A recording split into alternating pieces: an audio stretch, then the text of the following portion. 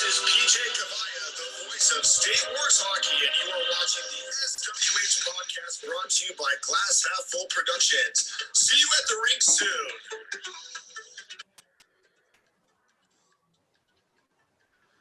Well, GT, we're back at it. Podcast number 6, State Wars Hockey, Glass Half Full Productions.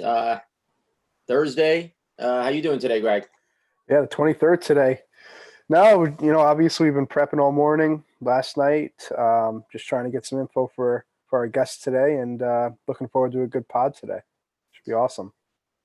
Yeah, we got 3 great guests. I'm going to do a little swap of order here today. One of our guests had a work call. Unfortunately, work does come into play once in a while, especially during this quarantine. Anyone that's actually working, we got to let them do their work.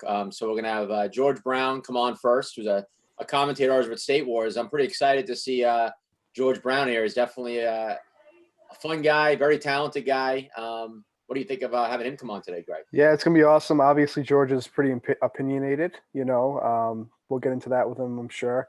He'll tell you how it is and how he feels. He doesn't really care, obviously, when he's on air.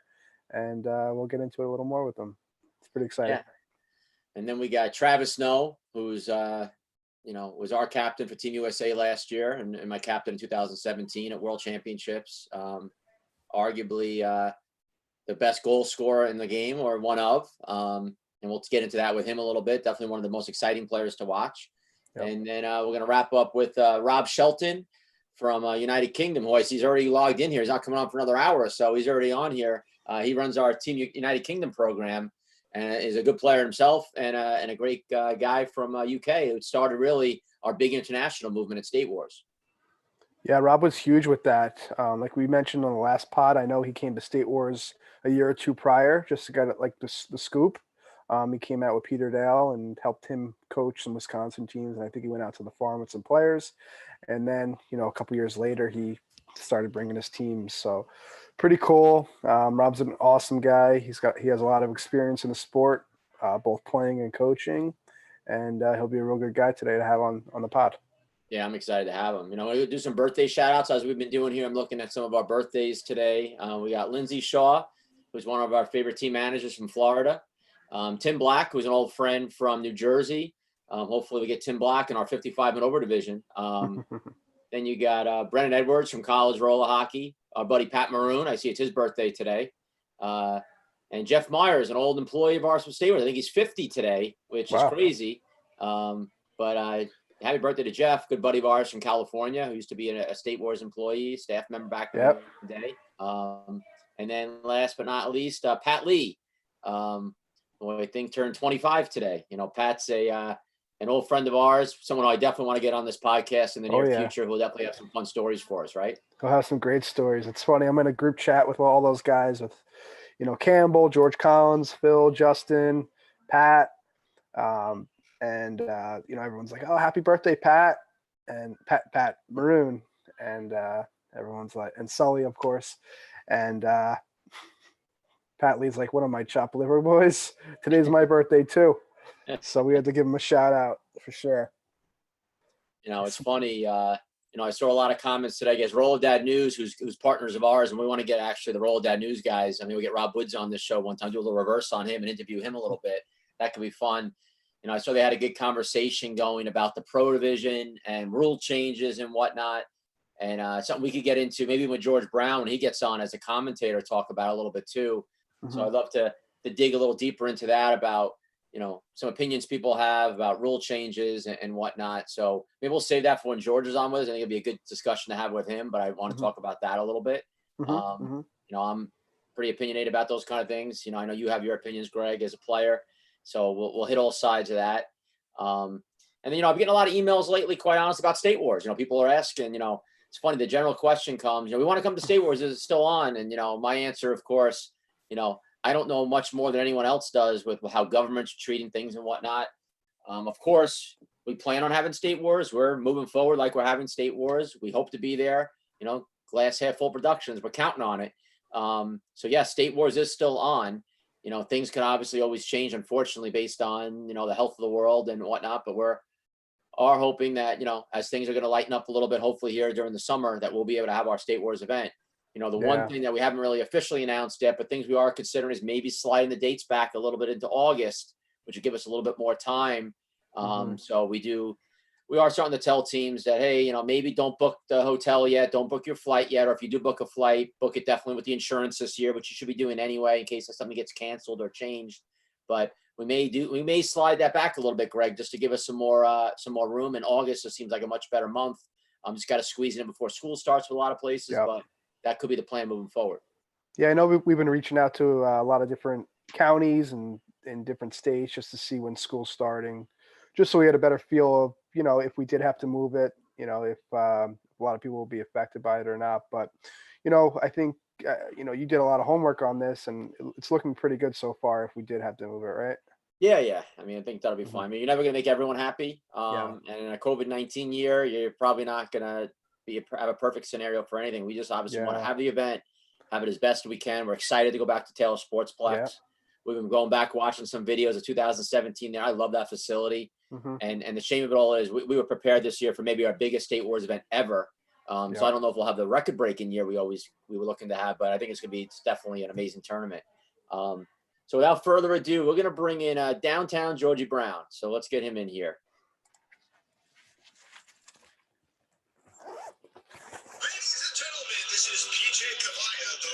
Of State Wars Hockey, and you are watching the SWH podcast brought to you by Glass Half Full Productions.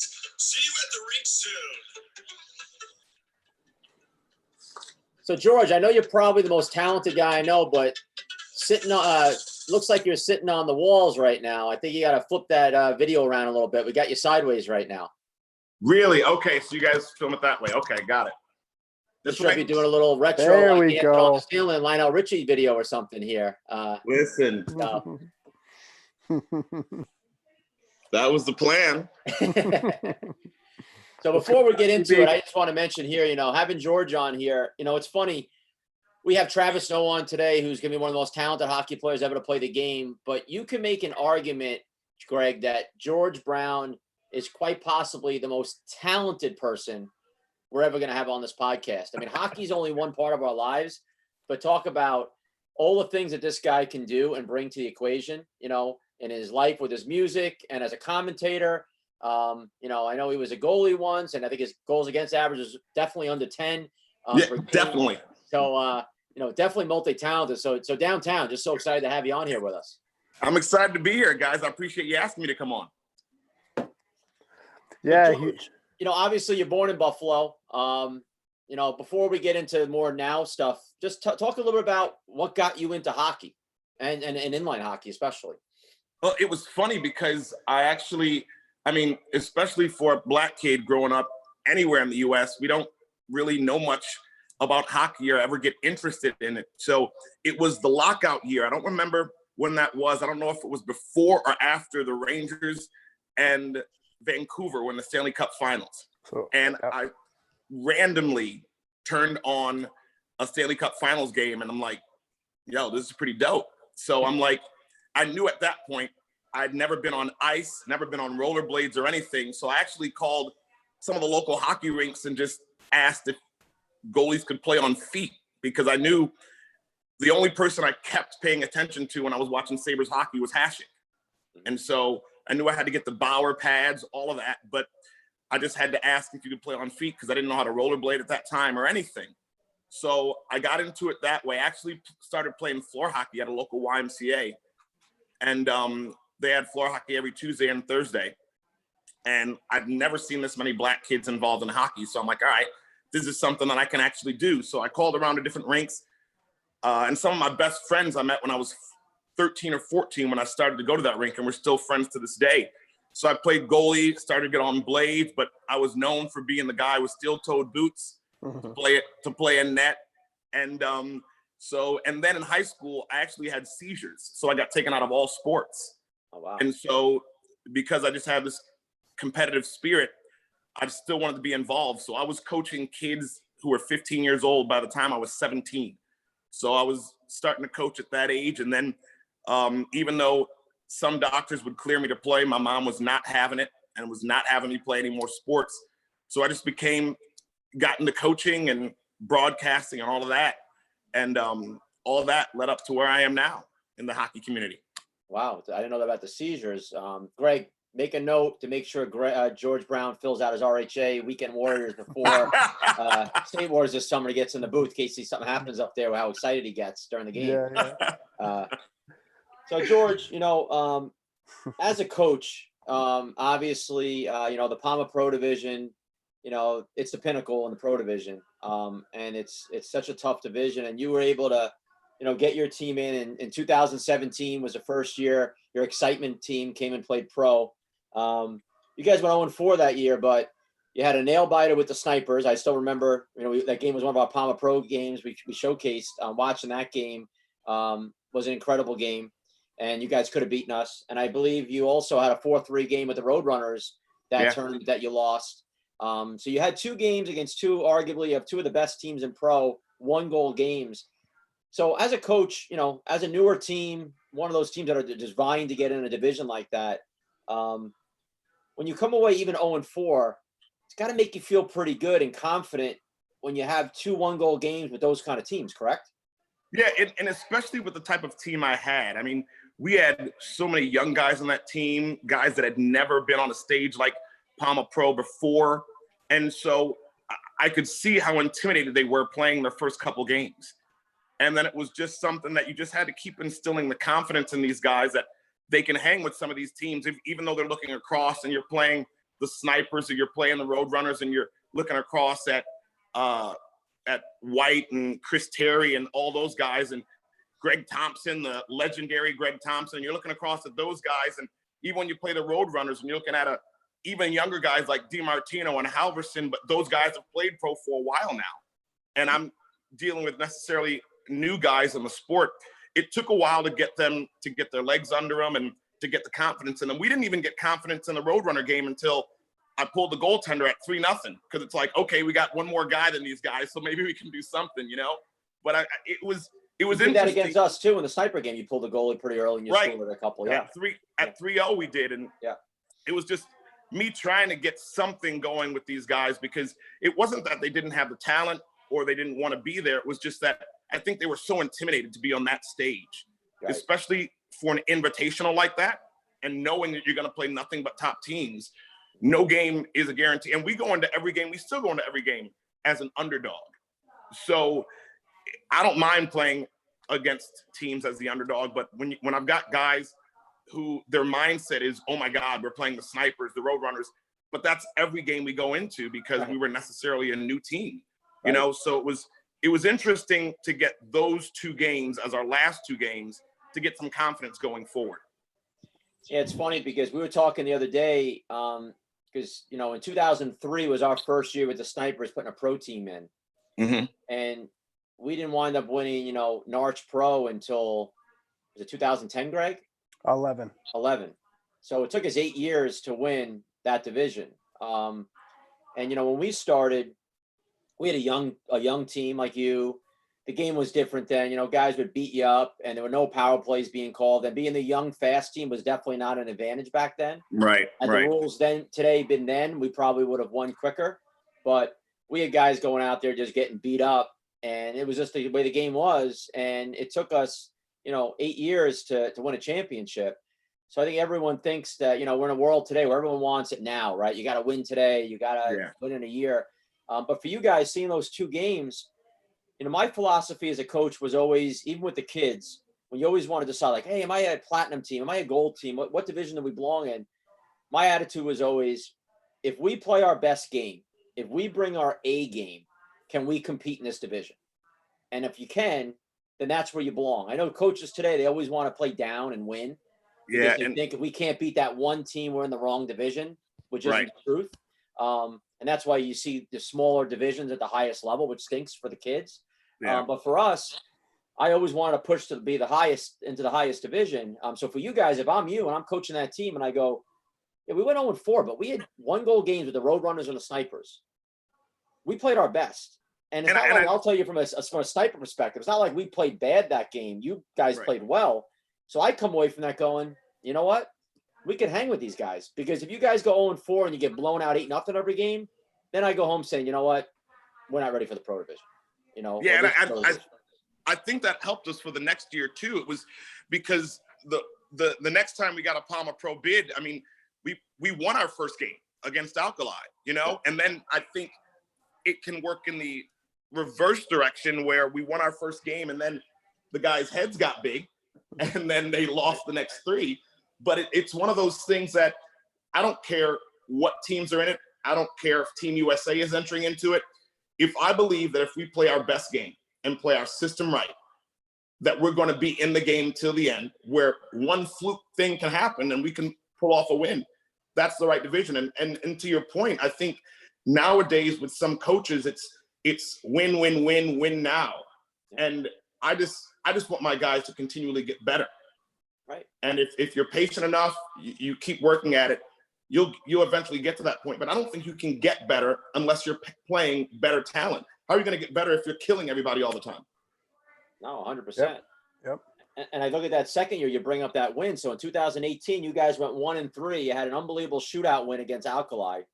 And we had reverse there. It was like a reverse of positions. You were coaching and I was doing the voice Right. upstairs with Trefty for that game. So I watched that whole game, and there's so many parts of that game that made it such an amazing game with a lot of the penalties at the end and back and forth and this the excitement of a first game, no pun intended.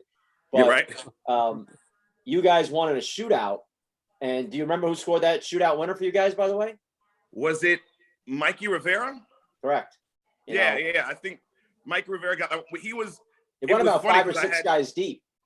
Yeah, because we did the same thing at Tours. Our smallest guy, Jack Grossman, we had at Tours, and here Mikey Rivera was our smallest guy, and they both won games for us.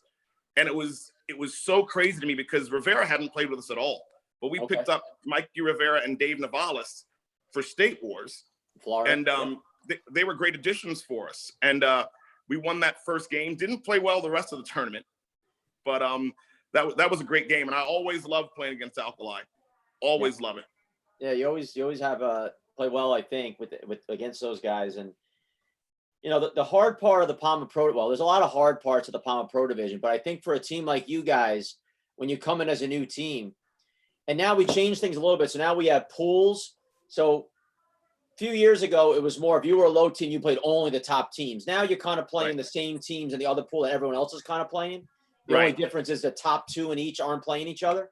So you're playing tough teams, but not all the best, but pretty tough teams. But what's so tough about it is that game is an example. You beat Alkali, so you get a win, and you're like, yes, we got our first win. And then you look at the next one. I don't know if you were playing Palma the next game or someone, and then you look at the next game and you go, shit, like this doesn't get any easier. And now I got to win another one, and 2 might not even get you in the playoffs. And if it somehow does, then you got to beat the top teams in the playoffs. You got to possibly win 3 in a row if you don't get a bye. So it's a tough battle. Absolutely. And one thing I've learned as a coach, especially in the Palma Pro division, I've been guilty of using the exact same system over and over, game to game. And that's one thing I couldn't do in Palma Pro because every team is so different. Every team's star player is so different than the next star player. Every team's power play is different from the next team's power play. Every team's breakout is different. The way they play defense or man. And I'll be honest with you, I didn't realize that, and I realized this, but maybe it was me being lazy as a coach, that I can't play the same system against every team like I did when I was coaching these guys in 16, 18s, and juniors. Because you have to go into each game with a different strategy against different teams. Right. And so that's the one thing that even I've learned through Palma Pro, just because I'm trying to get these guys, you get them ready for game 1. And I think game 1 of Palma Pro, every team is pumped up to play. Now it's keeping your guys ready to go, keeping them humble, pumped up, but also smart and getting back to basics for every game thereafter. Because honestly, you win the first game, it doesn't mean anything if you lose the next 3 like we did.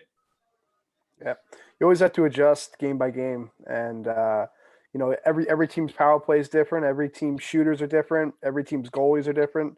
Yeah. You know, so you really have to adjust every game, and just to be in it. You know. Yeah. It's tough, and you actually got a compliment last night by an ex-player of yours, Chris Terry. Wow. I had a chat with him last night, obviously after the podcast, and he's like, you know what? I think George Brown's a very good coach. And he's like, and it's funny, he benched me. He goes, at the time, I'm like, what is this guy doing? Why is he benching me? And he's like, I respect that to this day because it made me a better player. So The he funny thing actually is, said that to me. I've just never, ever, I don't know. Whether you're an NHL player or whoever you are, like I can't treat everybody the same, but I can treat everybody fair, because you have to handle different players different ways. But I can't, if my third line player is getting benched for something my top line player would do. Now, maybe the third line player gets benched a little bit longer than the top line player would, but I think there's still messages that have to be sent. And the best players are the ones that can accept that. I mean, if you get into your feelings and your pride gets in the way because your coach sat you down, I just think your pride's getting in the way as a player. So I never had that issue. I used to coach when I was in pro. I used to coach scared because I'm like, okay, I don't have one of the big sponsors. I don't have the money to fly my guys here or whatever, or help them out as I would like to. And so I would coach scared, like, yo, if I bench him, Right, he's going to leave. Come back. Yeah. well, And so I used to coach scared. And then I said, you know what? I don't care. Like, right. I need to try to win this event right now. If you leave after this event, fine. And if you are the type of player that's going to leave because I benched you, I don't want you anyways. Hey, we went 0-4 at the Palmer Pro with you. We go 0-4 without you, right? So Right, absolutely, absolutely. No, I remember, Greg brought up a funny point. I almost brought this up to Pat Maroon the other day. In 2011, that year at Narch, when we won our first pro, with the Snipers, we'd always have a meeting at the hotel when everyone got in before our first game. And I remember having a meeting, and I stand up and give the same old rah, rah, rah speech. And I remember grabbing Pat. And this is when Pat was, he had signed with the Flyers, was drafted by them. And I said to Pat, Pat, I need you to play two-way hockey this week, because if you don't, I can't play you. And he just looked at me. And I remember saying to him, and you're going to be the Philadelphia Flyer guy who's sitting on the bench all tournament and guys looking at you. And I'll never forget Pat's brother Phil grabbing me. I don't remember if it was at the end of the tournament or during the tournament. He texted me and just said, what did you say to my brother? I've never seen him backcheck like he's backchecked. Because there was a play, he dove, I remember one time, Greg, and he knocked the puck away. And he was just, because to me, that's the only way you can get through to a guy with ego is playing time. If you can't take away playing time, and, you don't want to do that to guys. But I think guys respect you more when if they see a star guy getting away with stuff and you're yelling at the little guy on the end of the bench, the guys lose respect for you as a coach, Totally. But yeah, I mean, you guys have done a good job there. I want to bring up to you, we talked in our opening here. So on Roll of Dad News today, I saw some conversations starting about the pro division, and everyone always like, what rule changes should we make? What should we do different and whatnot? And, this year, we've already made two major changes. I don't know if you've heard for our pro division, the one, because of that delay rule on the power play, when Rinkrad held the puck forever. Now, in that situation, a team will have 30 seconds to get over the red line, or else a whistle and the power play will start. So that'll eliminate that, which is just a growth part of the game. And then we're going to add instant replay, as I told you, on all power play, all playoff goals in the Palmer Pro division for review. So we eliminate the issue that happened last year. And we talked about that with Steve Renaud the other day. So we're always trying to get better. But the problem I have, and again, I'm going to preface this by saying I'm old school. I don't believe in everyone gets a trophy. I don't believe in everyone should win. I don't even like bronze medal games, and we have them. And not to sound cheap, but I would only give a gold medal out to the winner and not even have a silver medal. But obviously, there's customers involved. There's a business side of this. Right. But me, I get a silver medal, a bronze medal. See ya. I don't care about that. I just want to win.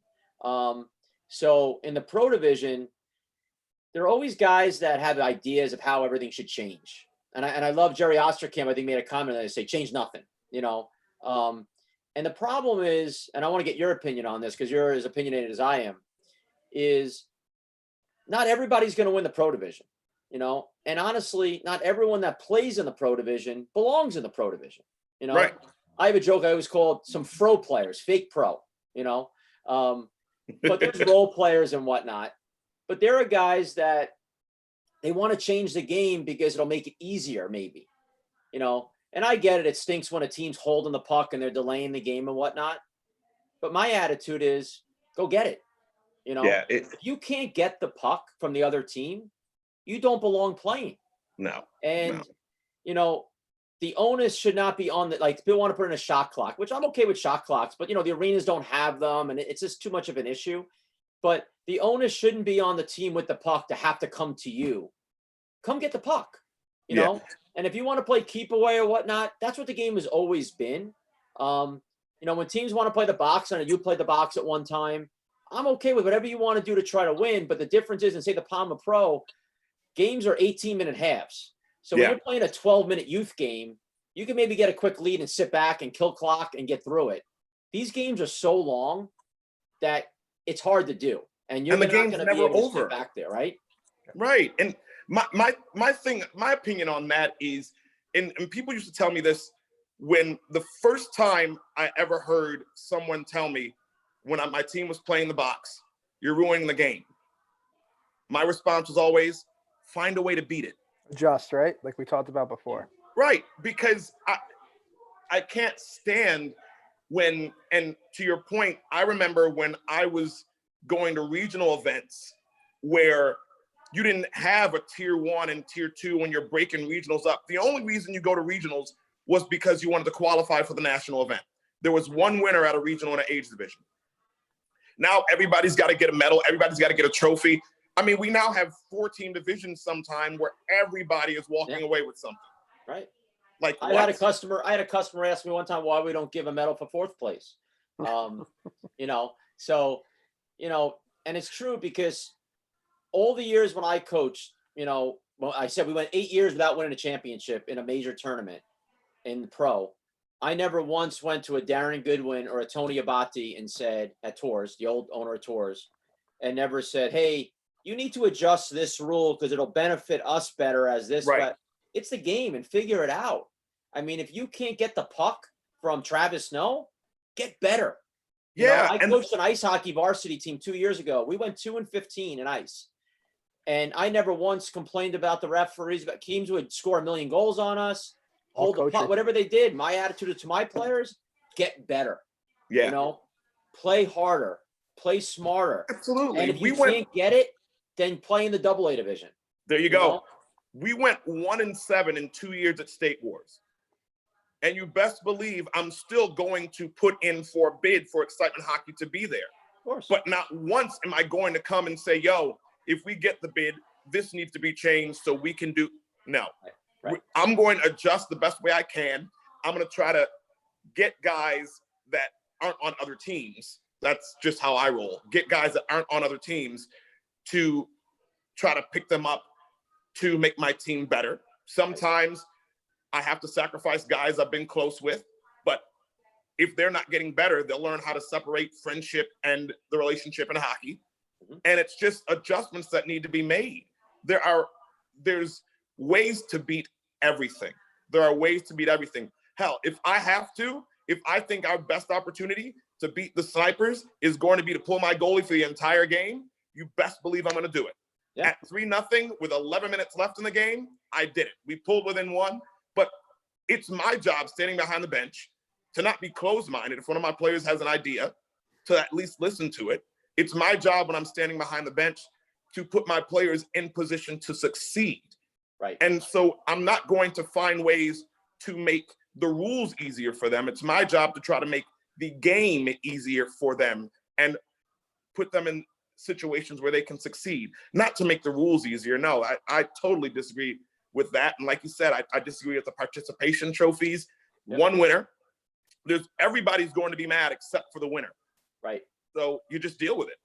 I mean, the one adjustment which couldn't work here in America is I saw Troy Redmond made a comment about, smaller rinks, smaller nets, like they do at World Championships. I mean, that would make it tighter and harder. It's just unfortunately here in North America, we just don't have those rinks and it just can't happen here. But it would make the game better, just like the NHL. If the games were on Olympic size, the game would probably be better in the NHL, less clutching. Right. There's ways you could change everything.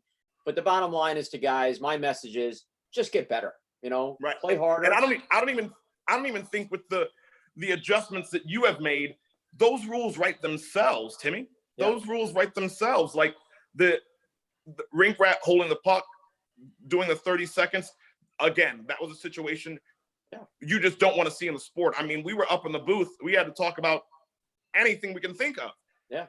Because now, again, that was a situation, even though that was a horrible game to watch, that was a situation where Rink Rat believed that would be their best opportunity to win. Right. So that's what they did. And then it's on us to change rules to adjust because no one's cheating, right? They're just playing within the rules. Right. I mean, Absolutely. I was able that game to leave the bench, go up, run a coach's meeting, come down and still coach again. I didn't miss anything, But but then I don't blame Rink Rat. If I'm in their shoes, I may have done the same thing. But now the rule's different. We adjust. But that's why we have the invite division too, where there's a lot of tournaments maybe where some teams don't really belong in pro, and there's mercies and blowouts and whatnot. We're trying to eliminate that.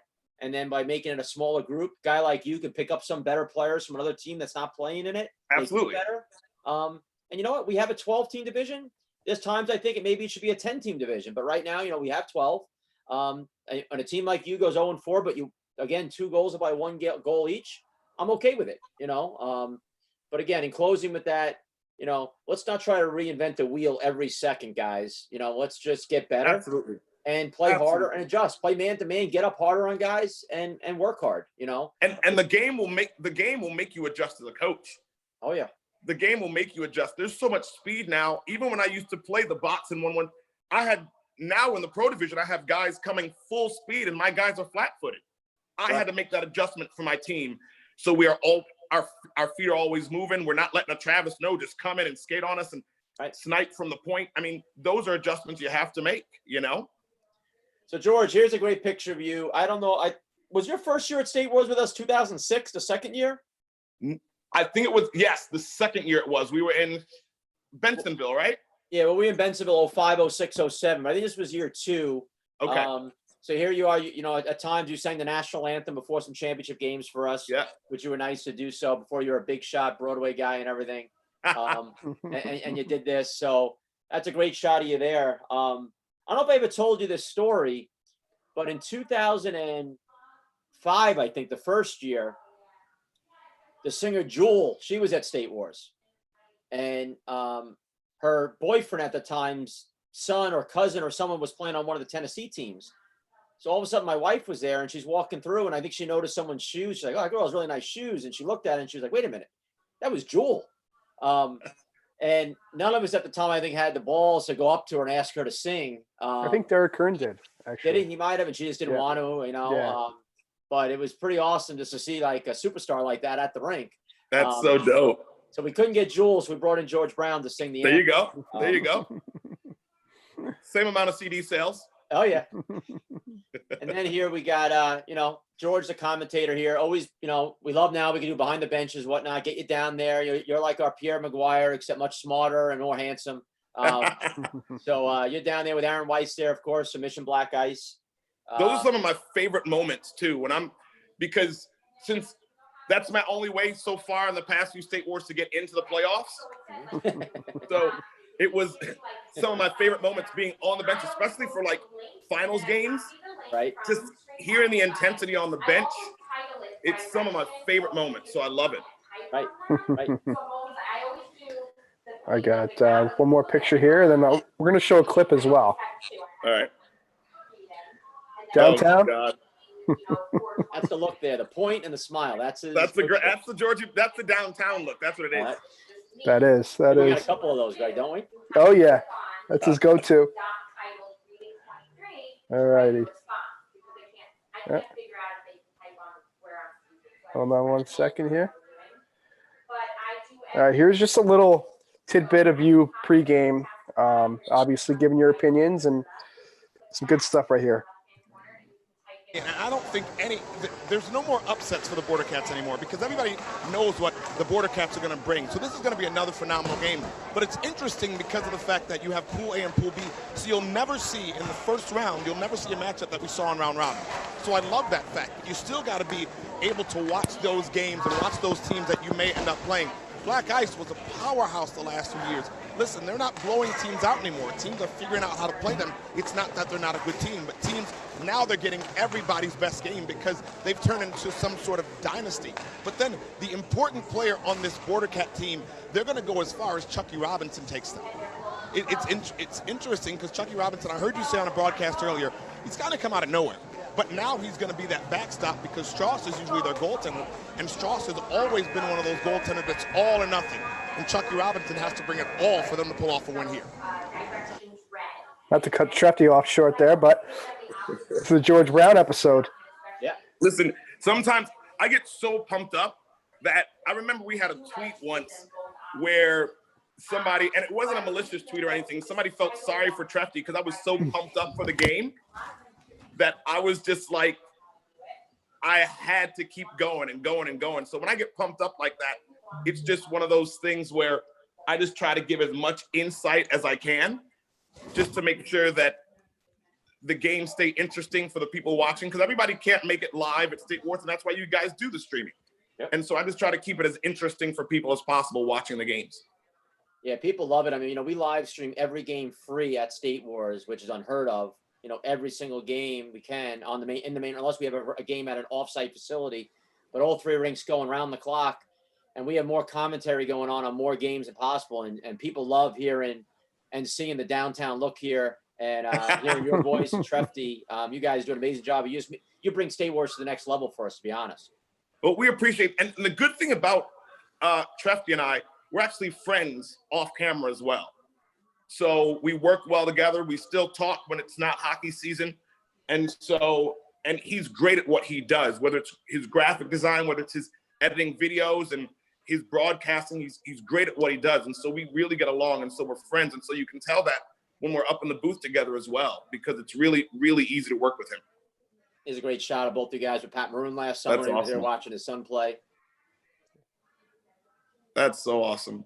Yeah, Pat's been on with you guys quite a few times, correct? Yeah, Pat, and I think Pat loves the microphone. I think he likes being on air. He likes being, and we had fun being on air with him. So he's good to talk to. He gets up there and analyzes some things. So it's always good to talk to him. Oh, it's great. There's one of you and the boss. Hey, there's a good one. There's a good shot. I think I brushed my hair with an egg beater before that picture. I did too. I brushed mine too. I want to show you one more before we change our topic here, Georgie. Gotcha. This was a great picture and an awesome game. I'm not sure if you remember this game. Do you? Man. That's Ben Geiger, 2000 AAA championship for those guys, North Carolina winning it. And they were working hard for a bunch of years to win that thing. And Ben's just a great kid and a great family from North Carolina. Yeah, they are an awesome family. Who did they beat that year? It wasn't Alberta, was it? Ooh, 2000. They might have. Was it Missouri? I'm not 100%. Might have been. I know they went crazy when they won it. I do kind of remember that game, but yeah, Ben Geiger. He's a 2000, and his dad is awesome too. They have an awesome family. Awesome But family. I do remember that game. It's so funny interviewing kids or teenagers because you have to try to avoid the questions that'll be the one-word answers. Right. Yep. Because you're always going to get just yes or no. And so you try to ask the right questions. But Ben was an easy interview, though. Yeah. After they won that game, he was a very easy interview. I think I asked one question and he just ran with it. Yeah, he's very well spoken, and they've been working on that for a long time, and they were just so pumped up. They beat Michigan that year, Greg. Michigan. Yep. They beat Michigan in the gold medal game. That was in 2016. Yep. Gotcha. And that's the Fort one. Wayne. That's the great thing. You can see how it's crazy that you can see these kids grow up on the same teams and the same birth year every single year, year after year. And like the 95 dynasty Pennsylvania had until their last year of eligibility, but Ontario beat. Right. Like you never thought you'd see that, but it's easy to keep track of these guys because of the fact that it's easy to say, hey, 95 PA, you know who's on you know what I mean? Right. There's a lot less turnover, which is great. You can keep track of things a lot easier.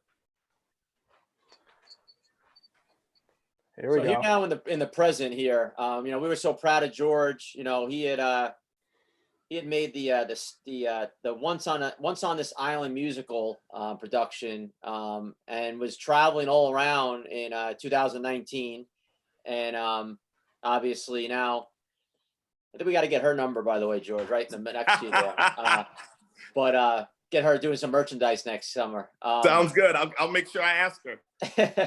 But obviously, with all this going on in the world right now, I guess things got cut short and stuff. Yeah. So just speak for a moment about living your dream right there and being a part of an amazing ensemble there for a great, I read here, by the way, just cut you off for 1 second, the 2018 Tony Award, Best Revival of a Musical. Yeah. For that production. So pretty amazing stuff. Yeah, it was something that I was in rehearsals for another show. I did the national tour of Elf the Musical the year before. And I was in rehearsals for that, and I went to see that show on Broadway.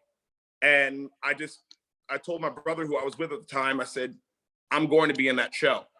And it just so happened I auditioned and came back for 3 or 4 more auditions in New York and got the role. And one thing I've always wanted to do is make sure that my parents saw me live out my dream while they were alive.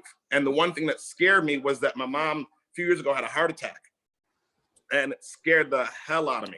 And so I started to work even harder to make sure that they would see me perform in a Broadway show. And so when I got that, it was one of the best moments of my life when I found out in May that I'd be starting rehearsals for that in September. Moved to New York for a month, and then traveling the country was, not that I haven't done that for hockey already, but this was so different. Coming out of a stage door and just having people take pictures with you and signing autographs and everything, that was my dream. Performing in front of thousands of people every single night, that's my dream. And I love, the one thing that I was going to miss this year was going to be hockey. The only event that I was going to be able to make was State Wars. So I wasn't even going to be able to coach my guys. And so the only event I was going to be able to make, now I'll be around all summer. God willing, everything falls into place. Right. But it was just, the experience I had was absolutely amazing. And just being able, I got to play dress up for a living, put on costumes and sing and dance, and get a great salary doing it. So it was just one of my dreams. And I'm hoping when all this is over, I go right back into it.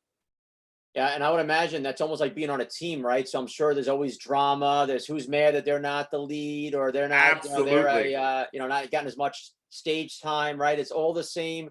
And now Absolutely. you're dealing with, you're with them all the time, and men and women together. And I can only imagine the stuff that goes on. Yeah, you can only imagine. Absolutely, you can only imagine. Yeah. It's funny. I don't know if I've ever told you this at the tournament. So when I was younger, I was into plays myself. And I was in 2 plays. I was in a production of Oliver, where I played Fagin, the villain in Oliver. And I was Captain Hook in a Peter Pan production, believe it or not. And what's so funny is, I sang in both of them, nowhere near as good as you, of course. But I always want to show my kids that stuff. So, it was VCR tapes back in the day. And we finally found one at my parents' house. We found it. It was labeled, whatever it was, Oliver. Finally get a VCR together. We put it together.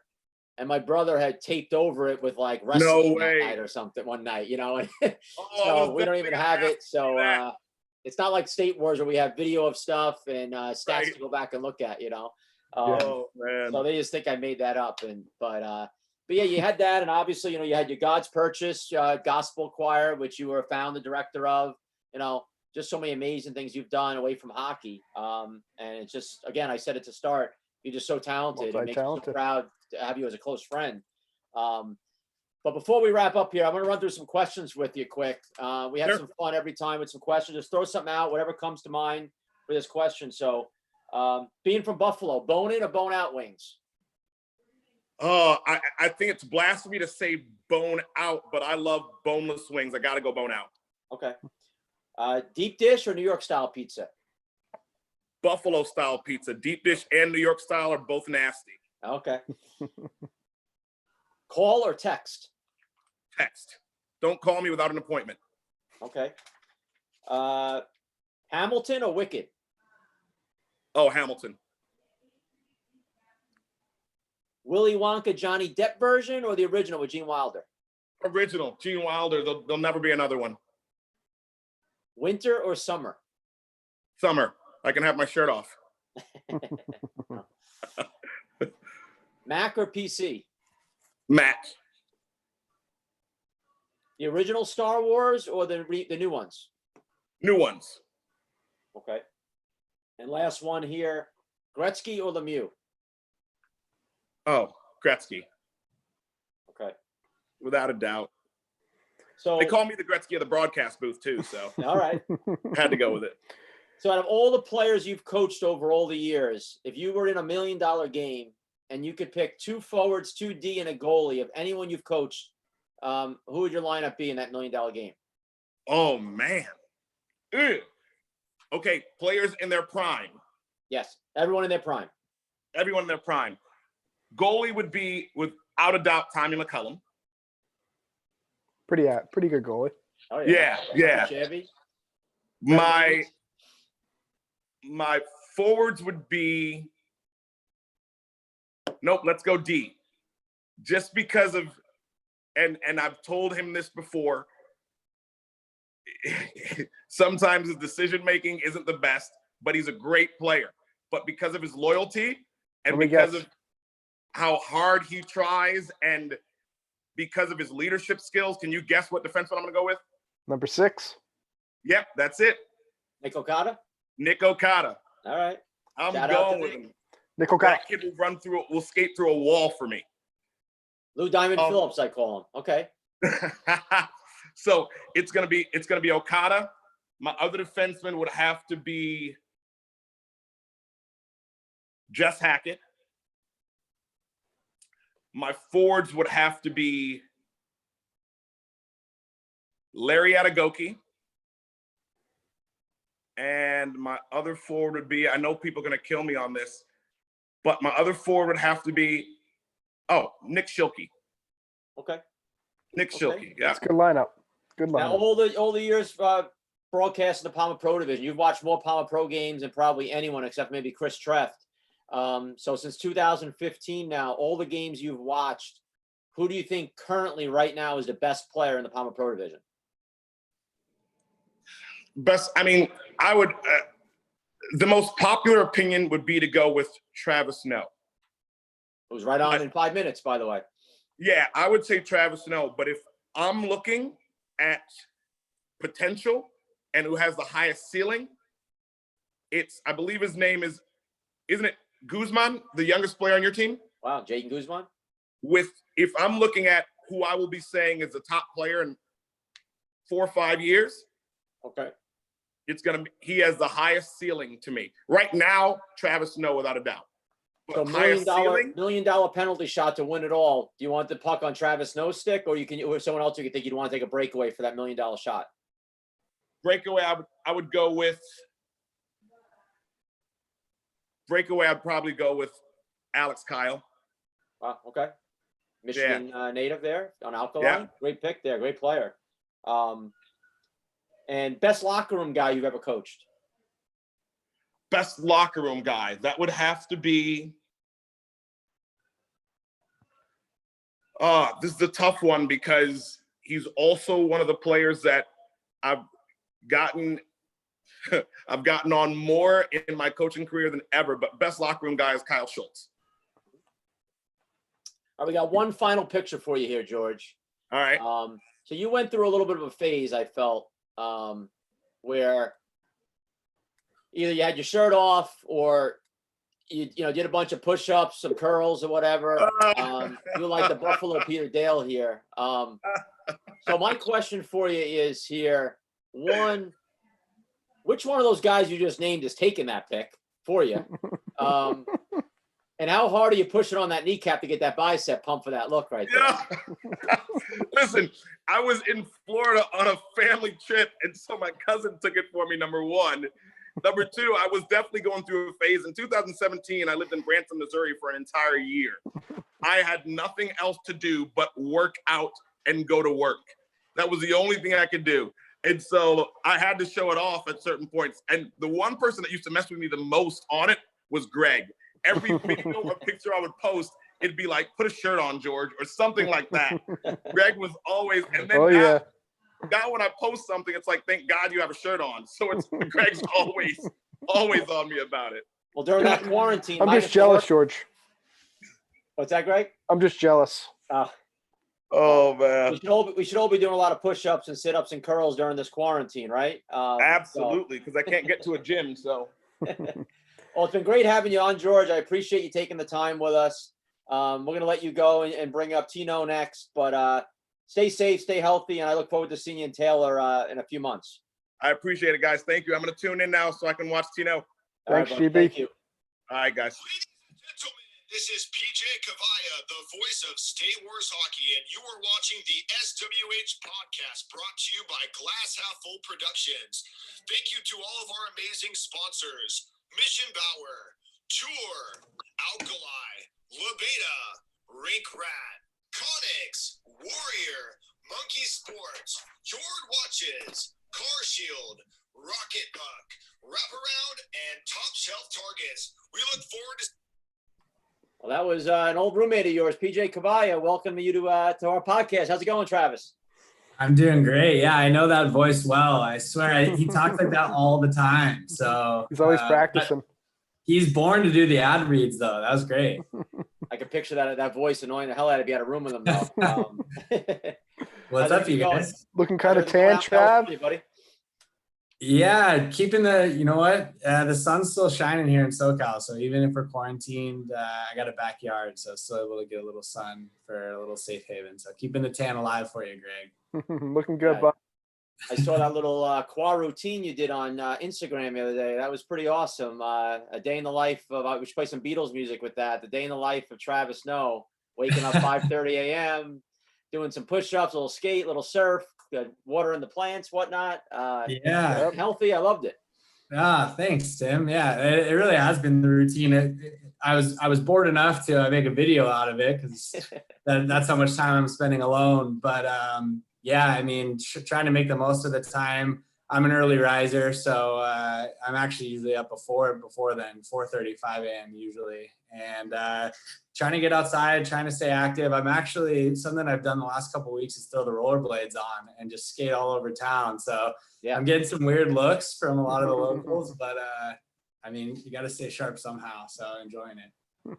Yeah, we were even both doing that separately. We've all been skating around. Yep. I hear from Pure Hockey. I hear from Dave Reski over at Goalie Monkey that inline skates have been selling like crazy. Wheels, yeah. LaBeta, selling like crazy outdoor wheels. We see a lot of the NHL players posting stuff, skating around with their kids and whatnot. Yeah. So I'm hoping some of these people that start inline skating for the first time stick with it, and we gain some new potential players in the future. For sure. That'd be awesome. That'd be a really cool thing to come out of this whole thing with. So Trav, before we dive into your career, which has been amazing, and you'll go down, hands down, as one of the best players to ever play the game. How did you get started? You know, what got you started in hockey? I'm sure you were a multi-sport athlete, I believe. Just talk a little about your childhood and just what got you going with it and how you got influenced to play roller hockey. Yeah, I played just about everything growing up. And my dad was a really great athlete and he played just about everything except for hockey. So the fact that ended up being the sport that I loved the most was kind of ironic. But basically, growing up, loving all sports. When I was about 5, a bunch of neighbors on our cul-de-sac we talked about just skating outside and just rolling around on rollerblades, you know, just now. That's what they were doing, was just rollerblading. So my dad got me a pair of skates and kind of just always said that I was able to just skate. He didn't really have to teach me. I wasn't really following. He just said I was kind of a natural at it. And so signed me up there was a roller hockey. It's funny because there was a roller hockey rink about 10 minutes from us and the closest ice hockey rink wasn't for about 30 minutes. So that's sort of how the start jumped into just roller hockey first. And it was in this awesome rink. Unfortunately, it's not around anymore. It's called the Roller Dome, but a great community of people. And that was sort of the beginning. I dove in and just started playing, you know, house league there and loved it. Like out of all the sports I played, you know, basketball, football growing up, you know, my dad always said the hockey was the thing that I got most excited for, the games on Saturday mornings. And after about a couple seasons of house league, started to do pretty well as far as like playing against the kids my age. And then there was a travel team that started called the Red Army, which actually a bunch of the guys still play, and like Mm-hmm. Narch and Men's and stuff from that original team, which is pretty cool. That's still around. But started a travel team, and then that's where we started doing the circuit and doing Narch, and I think it was TPC back then, and playing in the tournaments. And my family fell in love with it. So again, my dad not having any hockey background, just being a basketball, football guy, started to really enjoy the game and enjoy this kind of tournament atmosphere.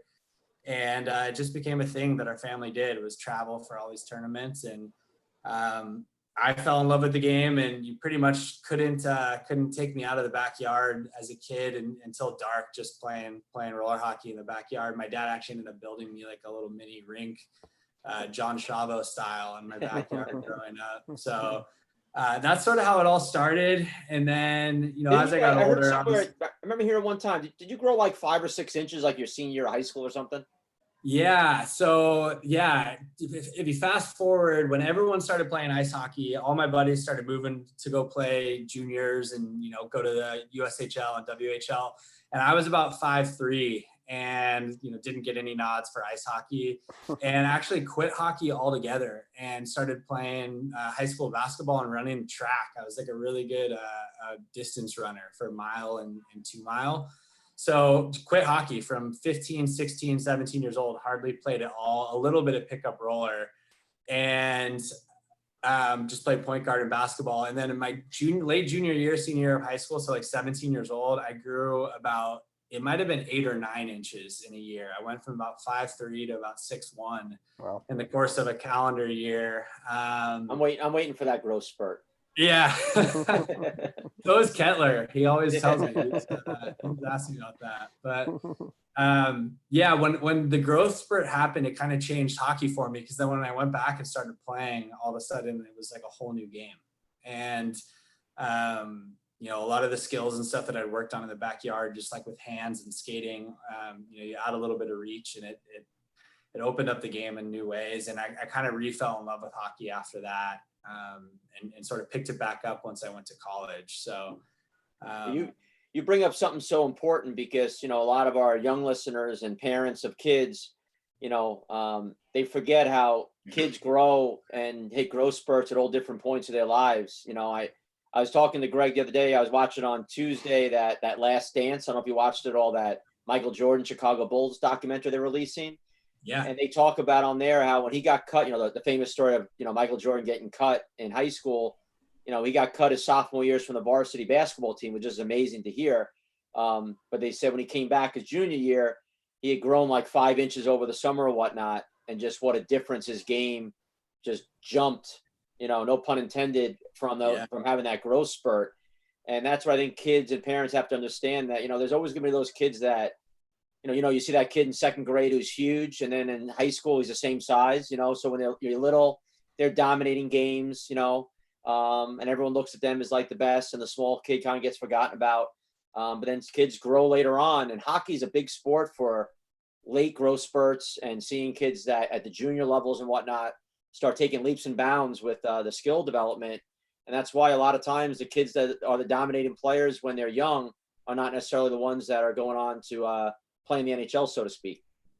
Yeah, absolutely. It's a great lesson, because those are things that are out of your control. So always focus on what you can control, and that's using your skills and the gifts you've been given the best that you can. So, you look at like the Rocco Grimaldis of the world, like guys who were small that never grew, but what did he do? Like, he just worked on his skating and his hands and his skill, and it's worked out for him, and he's gotten to the NHL. And then, you got the Pat Maroons of the world who, grow really early, but then he learned how to use that skill, early on by just using his size and being able to like incorporate that into his game.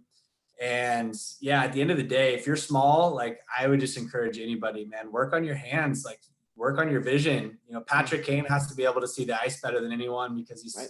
The Patrick Kanes, the Johnny Gaudreaus of the world. Yeah. Like you're always like, how do those guys not get hit all the time?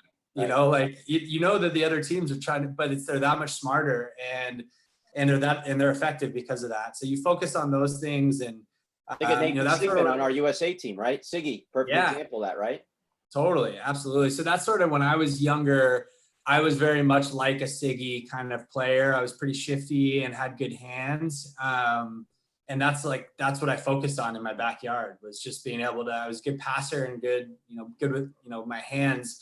And then all of a sudden, fortunate for me, I got that growth spurt. And then my whole game, then before, out of nowhere, I'm starting to become a goal scorer and more of an offensive threat, which I never was as a kid. So you never know. So I would encourage all the kids that listen and all the kids that State Wars, just have fun with your skill set and continue to build that. You never know what happens.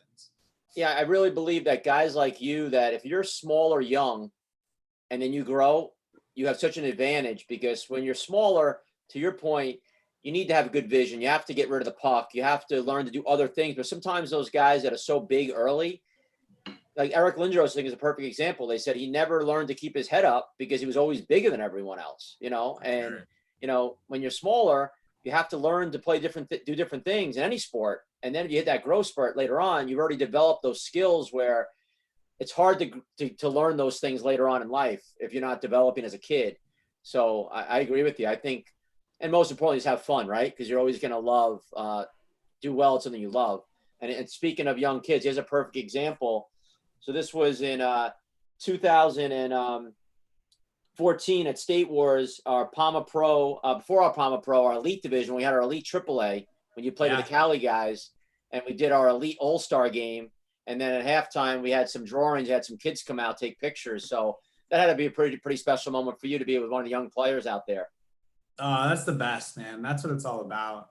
Whether it's doing that kind of stuff, with the kids, and you guys have always done such a great job at State Wars, incorporating them and, with the pro guys. And even, every year, a lot of the times with IHF and USA, we'll bring kids in and get to do a final skate with them before you go. And it always just reminds you, and Greg, I know you know this feeling, it's it just reminds you of when you were 12 years old and you looked up to, Totally. when I was that age, I looked up to Greg. I looked up to, Pat Lee, to, all these, guys playing pro, and you just want to get there. And so when you were actually, getting to play for Team USA or getting to, play in Palma Pro, just be grateful for it. And you see those kids, and it makes it fun. It just makes it fun to incorporate them, because it's such a passion sport. So when you see the kids really loving it, that's what it's all about. So yeah, that was a great moment. I almost missed that tournament. Actually, I took a red eye last minute after my first week of the job that I currently am in now. That was years ago, but glad I didn't miss it, because that was a lot of fun.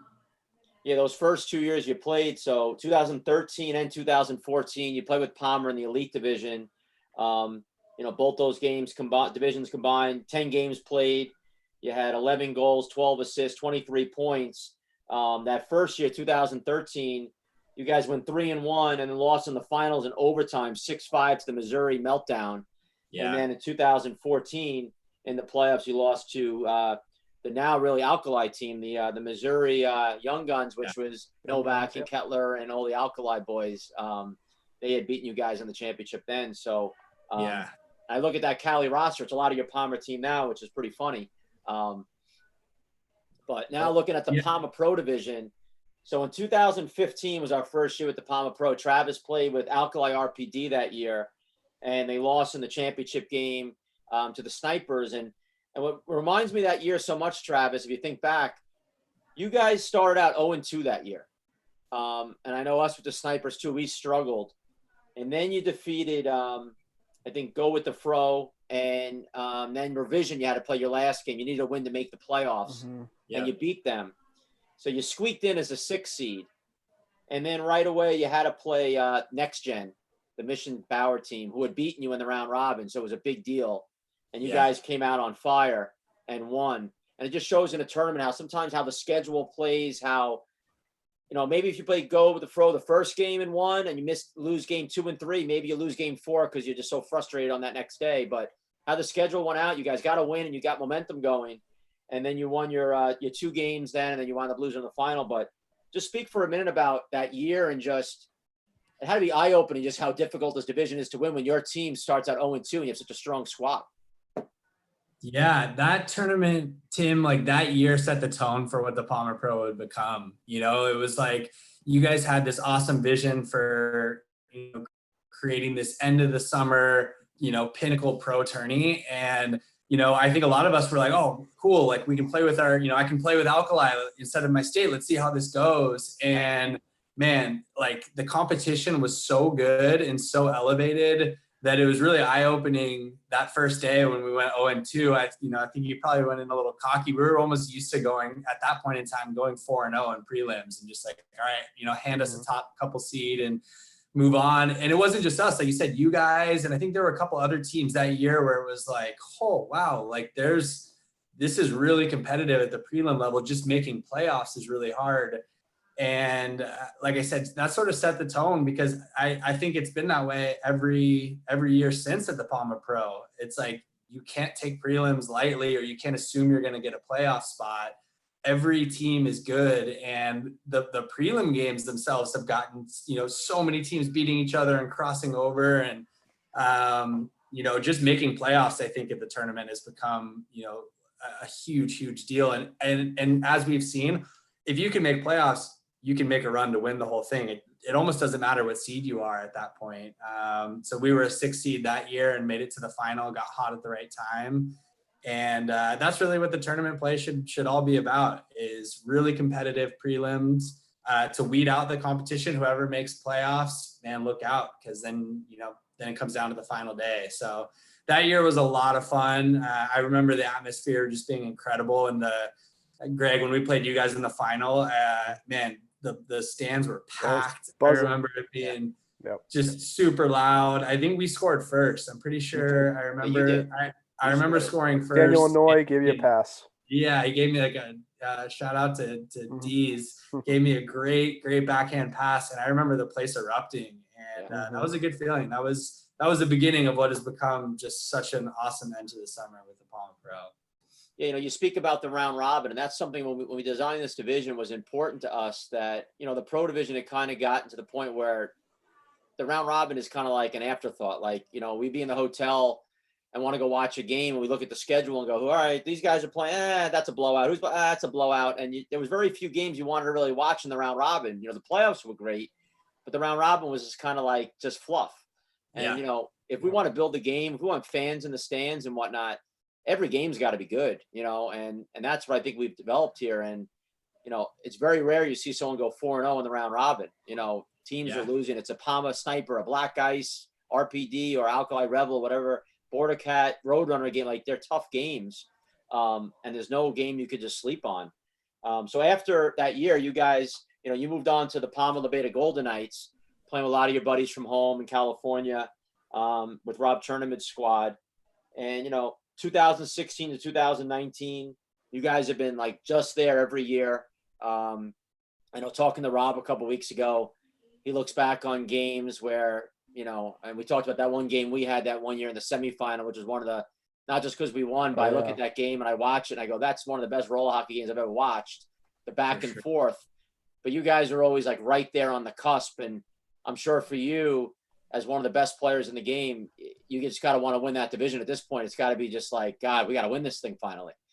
Yeah, it's the white whale at this point. I feel like I've won, almost everything else. And it's looming. We want to win it. We've been super close, a couple semi runs. That one 7-6 against you guys, that back and forth game was one, like you said, one of the best games I've ever been a part of. And that one stung.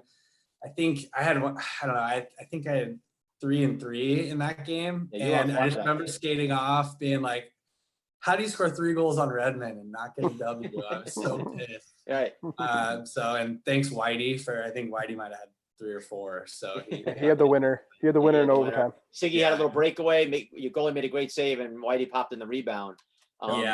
We've been doing the top 20 all-time Palma Pro games online, and that'll definitely, we haven't gotten to that one yet. That'll definitely be a top 5er for sure. But, just to show what a great scorer Travis is, he won the high score award, the Warrior High Scorer in 2015, our first year, no surprise.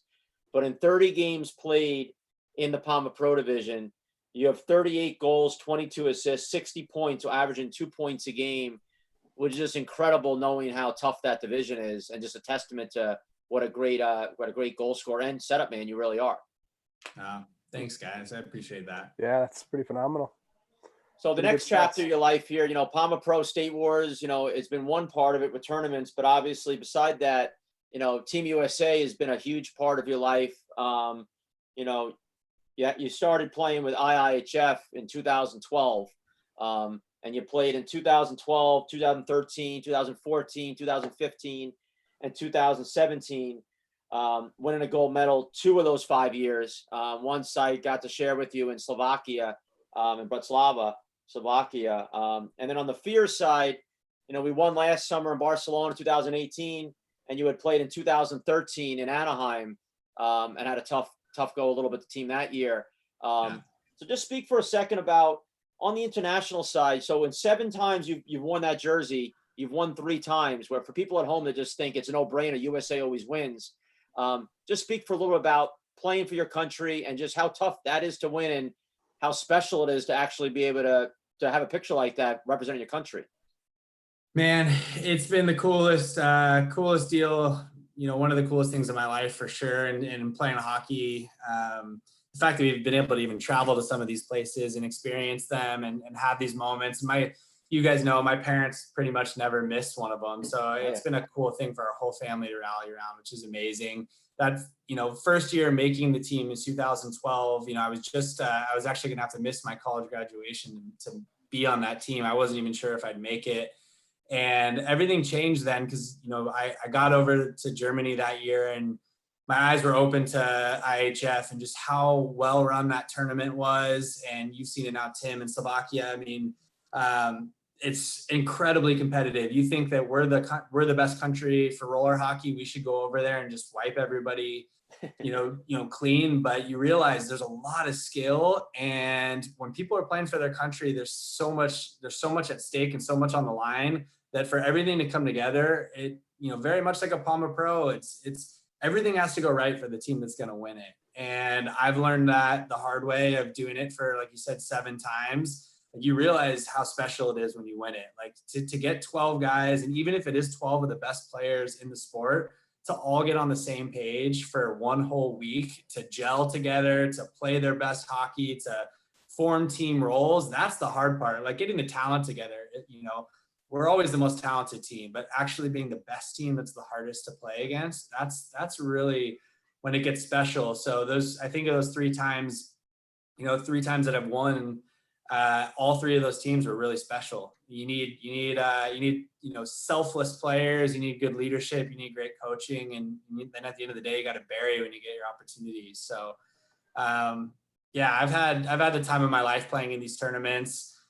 Just getting to hear your anthem after a win, and also knowing, we've talked about this often, you're getting to represent roller hockey back home too. So for any of the kids that are watching this or listening to this now or get to play at State Wars, that you're playing for them. And we always take that really seriously because we're representing roller hockey for the United States. So it's definitely as special as it gets. Some of the best memories of my life, definitely.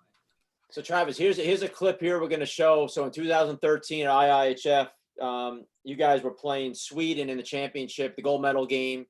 You guys won. You were named best forward of the tournament that year. No surprise. You had 11 goals, 9 assists, 20 points in 6 games to get a hat trick in this game.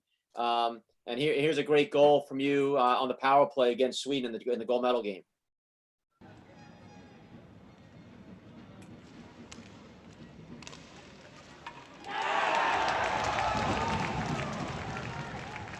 That one felt good. Yeah. Felt good from the bench too, Trav. Yeah, that was to kick off. That was to kick off the second half. We started the half with the power play, and I think we were down 2-1 at that point. And so, how good it feels to come out and kind of tie the game and re-grab some of the momentum. And then we went on to score a couple more and win that one. I made a mistake in the first half and actually got scored on. Luukkonen blew by me and scored. So I spent that whole halftime. I don't know if anyone will ever remember this. I just had my head down, jersey over my head, like praying and just hoping for a chance to like redeem myself. And then ended up having that was how we kicked off the second half. So yep. Pretty thankful. And that one felt good. That was the first goal. So yeah, you had that one to start it off, and then you had one from Novak, a little one-timer. He kind of hit you late coming in. And then the third one was just a little breakaway. I think Yeah. he kind of went mid-glove, and that was the Hattie that, Yeah. closed off, sealed off the game. So that was awesome. Yeah, that was a good one, man. That was Yep. good times for sure. Great Phenomenal. players stepping up in the big games. Now, Travis, last year, 2018, you were captain again. So Travis was named captain in 2017 on our team that Joe Cook and I had coached. And then last year was a no-brainer for me to have Travis wear the C again in Barcelona. So winning our first World Skate tournament together. And on that side of the equation, USA has really struggled over the last bunch of years. I think the Czech Republic team had won 5 of the last 8 years. So let's talk a minute about that tournament last year, as it's the most one probably most fresh in your head, and what that tournament meant to you as the captain, and a different team, different field, different rink, different size nets and all that changes the game. But just a little bit about your experience last year in Barcelona. It was definitely an amazing experience. Yeah, it was incredible. Knowing it was going to be a little different than IHF. Some of the countries we were going to be playing were going to be new. But I one thing I felt super confident about, Tim, was the team. I thought the group of guys you selected and the team we were going out there with, I knew we were going to be really, really tough to beat. And like I kind of alluded to earlier, it's all about, can you put it together? Can you get all the guys on the same page? And Greg, this as well as anyone, being captain for Team USA in years past, like it's hard to keep everybody focused on just hockey when you go across the world. And I mean, a place like Barcelona, it's an incredible city, and it was summertime. It was 80 degrees outside every day. And man, it'd be really easy to get distracted. And so I knew that, and you guys knew that, and we talked about that quite a bit. And it was like, how do we make the most of this experience and enjoy every minute of it, but also remember we're here to win. We have a goal at hand. And I think that was my mindset going into the tournament was, how do I have fun with this, but that this remains about hockey first. And I think we really set the tone from the, beginning in conversations with the team on how that was going to look. And we did a great job as a team having fun by doing things that were surrounded around hockey. So like, I thought one of the best things we did was we skated to the rink all the time and skated to the beach and went and watched games together. And we kept everything together as a group. And it allowed the team to bond and gel together, right from the get-go, which is what's really important in those tournaments. And then one of the things I thought was hugely important, and I'm curious your thoughts on this, Tim, is just every line seemed to step up in a different game. Like it wasn't just we leaned on one line heavily the whole time, or that there was a first line, a second line, and a third line. It was like one game, the Black Ice line stepped up and Crafty would have a big game, or Shabo would score a big goal. The next game, Billy and Combsy had a great game, or Siggy had a great game. Junior and I took a little while to get going, and then we had a good game against France. And like I think when that's the case, you're a really scary team, because all it takes is whatever the game gives you, a certain line is going to rise up to the moment. Yep. And I know from like from whatever leadership role you're in, whether you have a C on your jersey or not, you always want to encourage that. You want every player on the team to feel like this game could be their game. And I thought we fostered an environment for that, where it was like, you didn't have to shoulder the burden of the team. You just had to play your best hockey. And if it was going to be your game, great. And I even knew for myself, I didn't score very much. And I'm like, you know what, that's okay. Other guys are. And, maybe that moment will come at some point in this tournament. And, it never really came, but at the same time, it didn't really have to, because other guys are scoring. And that's the best way, is when it's, you win by commission. And it was a special team, and, the rinks were smaller, it was hot, it was different, and we weathered the storm, and I thought really put together a great string of wins to pull it off. Yep. It was funny when, especially during the Czech games, they're trying to match lines, and I'm just laughing to myself like, guys, we have 3 first lines. Like, yeah. I don't care what you have. Good luck. I kept watching them over there, and I'm just laughing to myself like, you guys are in trouble. Because we had 3 deep lines. So it was awesome. And a good thing, I'm sure you felt this way too, for both of you guys. I mean, one of the blessings of that tournament was actually losing to Czech. Yeah. In prelims, that game going down the way that we did, I think put a good chip on our shoulder. And just helped us realize that we were going to have to play perfect to beat them. And that championship game, as tight as it was in the first half, like we played perfect hockey and it was still tied at 0-0. And That's scary. that was a scary place to be. Again, that I think showed how mentally tough our team was, that like we just focused on battles and controlled the puck for 80% of the time. And fortunately we bury first. If we don't, maybe we're talking about a whole different scenario here. And that Czech goalie, Travis, would you say that Czech goalie with those smaller nets is one of the most intimidating goalies you ever played against with that situation? He was a gamer, that's for sure. I mean, that kid, he was really good in the first game we played against him. He stole the game in that first game. And then he was so on it in the second game that you're kind of like, damn, could he steal another one? And with the small nets, for me, it's like, you're not looking at much. So when a goalie gets in your head, it gets that much tougher. He made a save on me in the final where I made a move around strike check and I thought I for sure scored and he gloved it. And so, that doubt starts to creep in a little bit. So DiMartino getting that goal in the second half, I think there's a shot of like our celebration on the bench of us all jumping up after that first goal. I think the sigh of relief for all of us, because I think we knew once we got on the board that we would be able to handle it from there. Yeah, Tim and I went back and watched that game a couple times, and we looked at time of possession, and we were just killing it. We were all over them, won battles, outshot them. I think it was three. We had the puck, I think 3/4 out of the game. So that was pretty impressive. More than that. Yeah. Yeah. I mean, Travis, just speaking a little bit about you as a captain, I mean, some of the things that I was impressed with, Greg, for Travis was, one, just a unison of the team, as Travis spoke about, how important it is to keep the guys together. Because, as a coach, you can only do so much. Guys are in another country, they're grown men, guys are going to be doing different things and we can't baby them every second. And I could be a control freak. So I've gotten better at just being able to say, all right, I got to cut the cord here a little bit, let the team run itself, and, kind of lean on the captain to kind of organize and do things. And one of the best moves I thought Travis made was, during this tournament, we wound up having 2 days off in the middle between the round robin and the playoffs. Normally it's a 1 day break. We wound up having 2 days off. And usually that one of those off days, the team would spend, sightseeing, travel to another neighboring country or city that they want to see.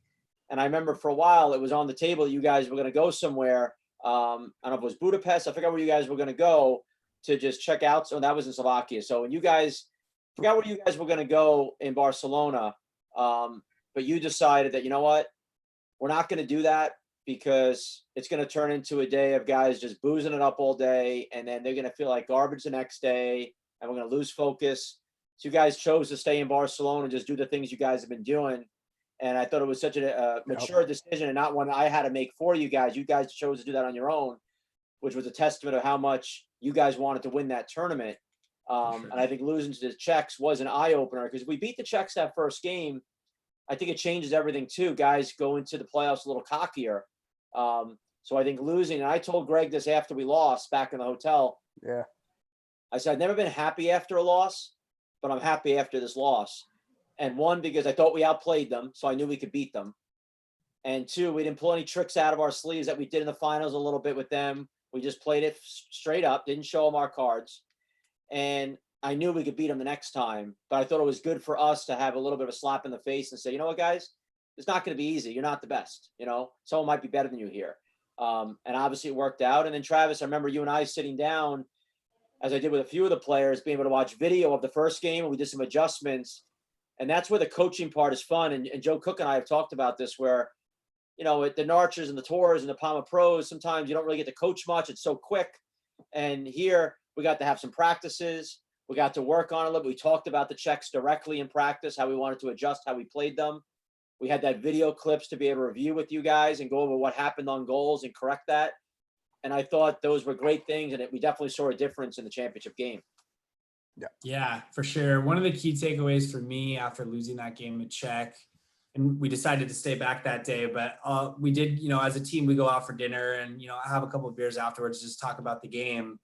And we've all been on teams where after a loss, guys are pointing fingers or like looking over or blaming the coach or blaming a decision made.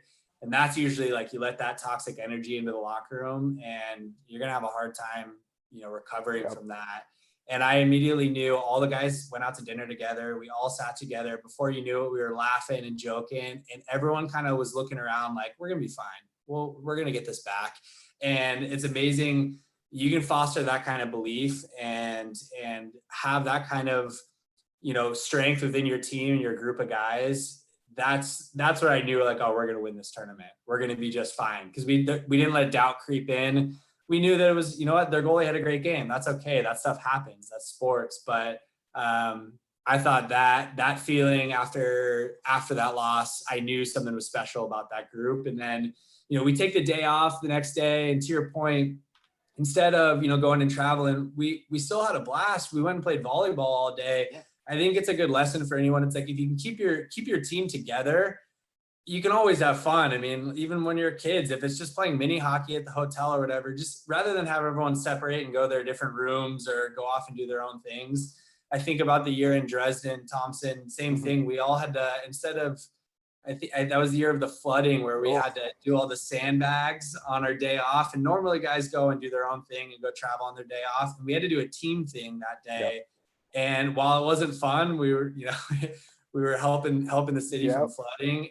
It kept everybody together. And so I remember thinking that for Barcelona, I'm like, how can we do something fun as a group that's not going to, kill ourselves or waste our energy? And so volleyball ended up being a really fun, goofy thing that we did as a group that wasn't hockey, but kept us all kind of bonded.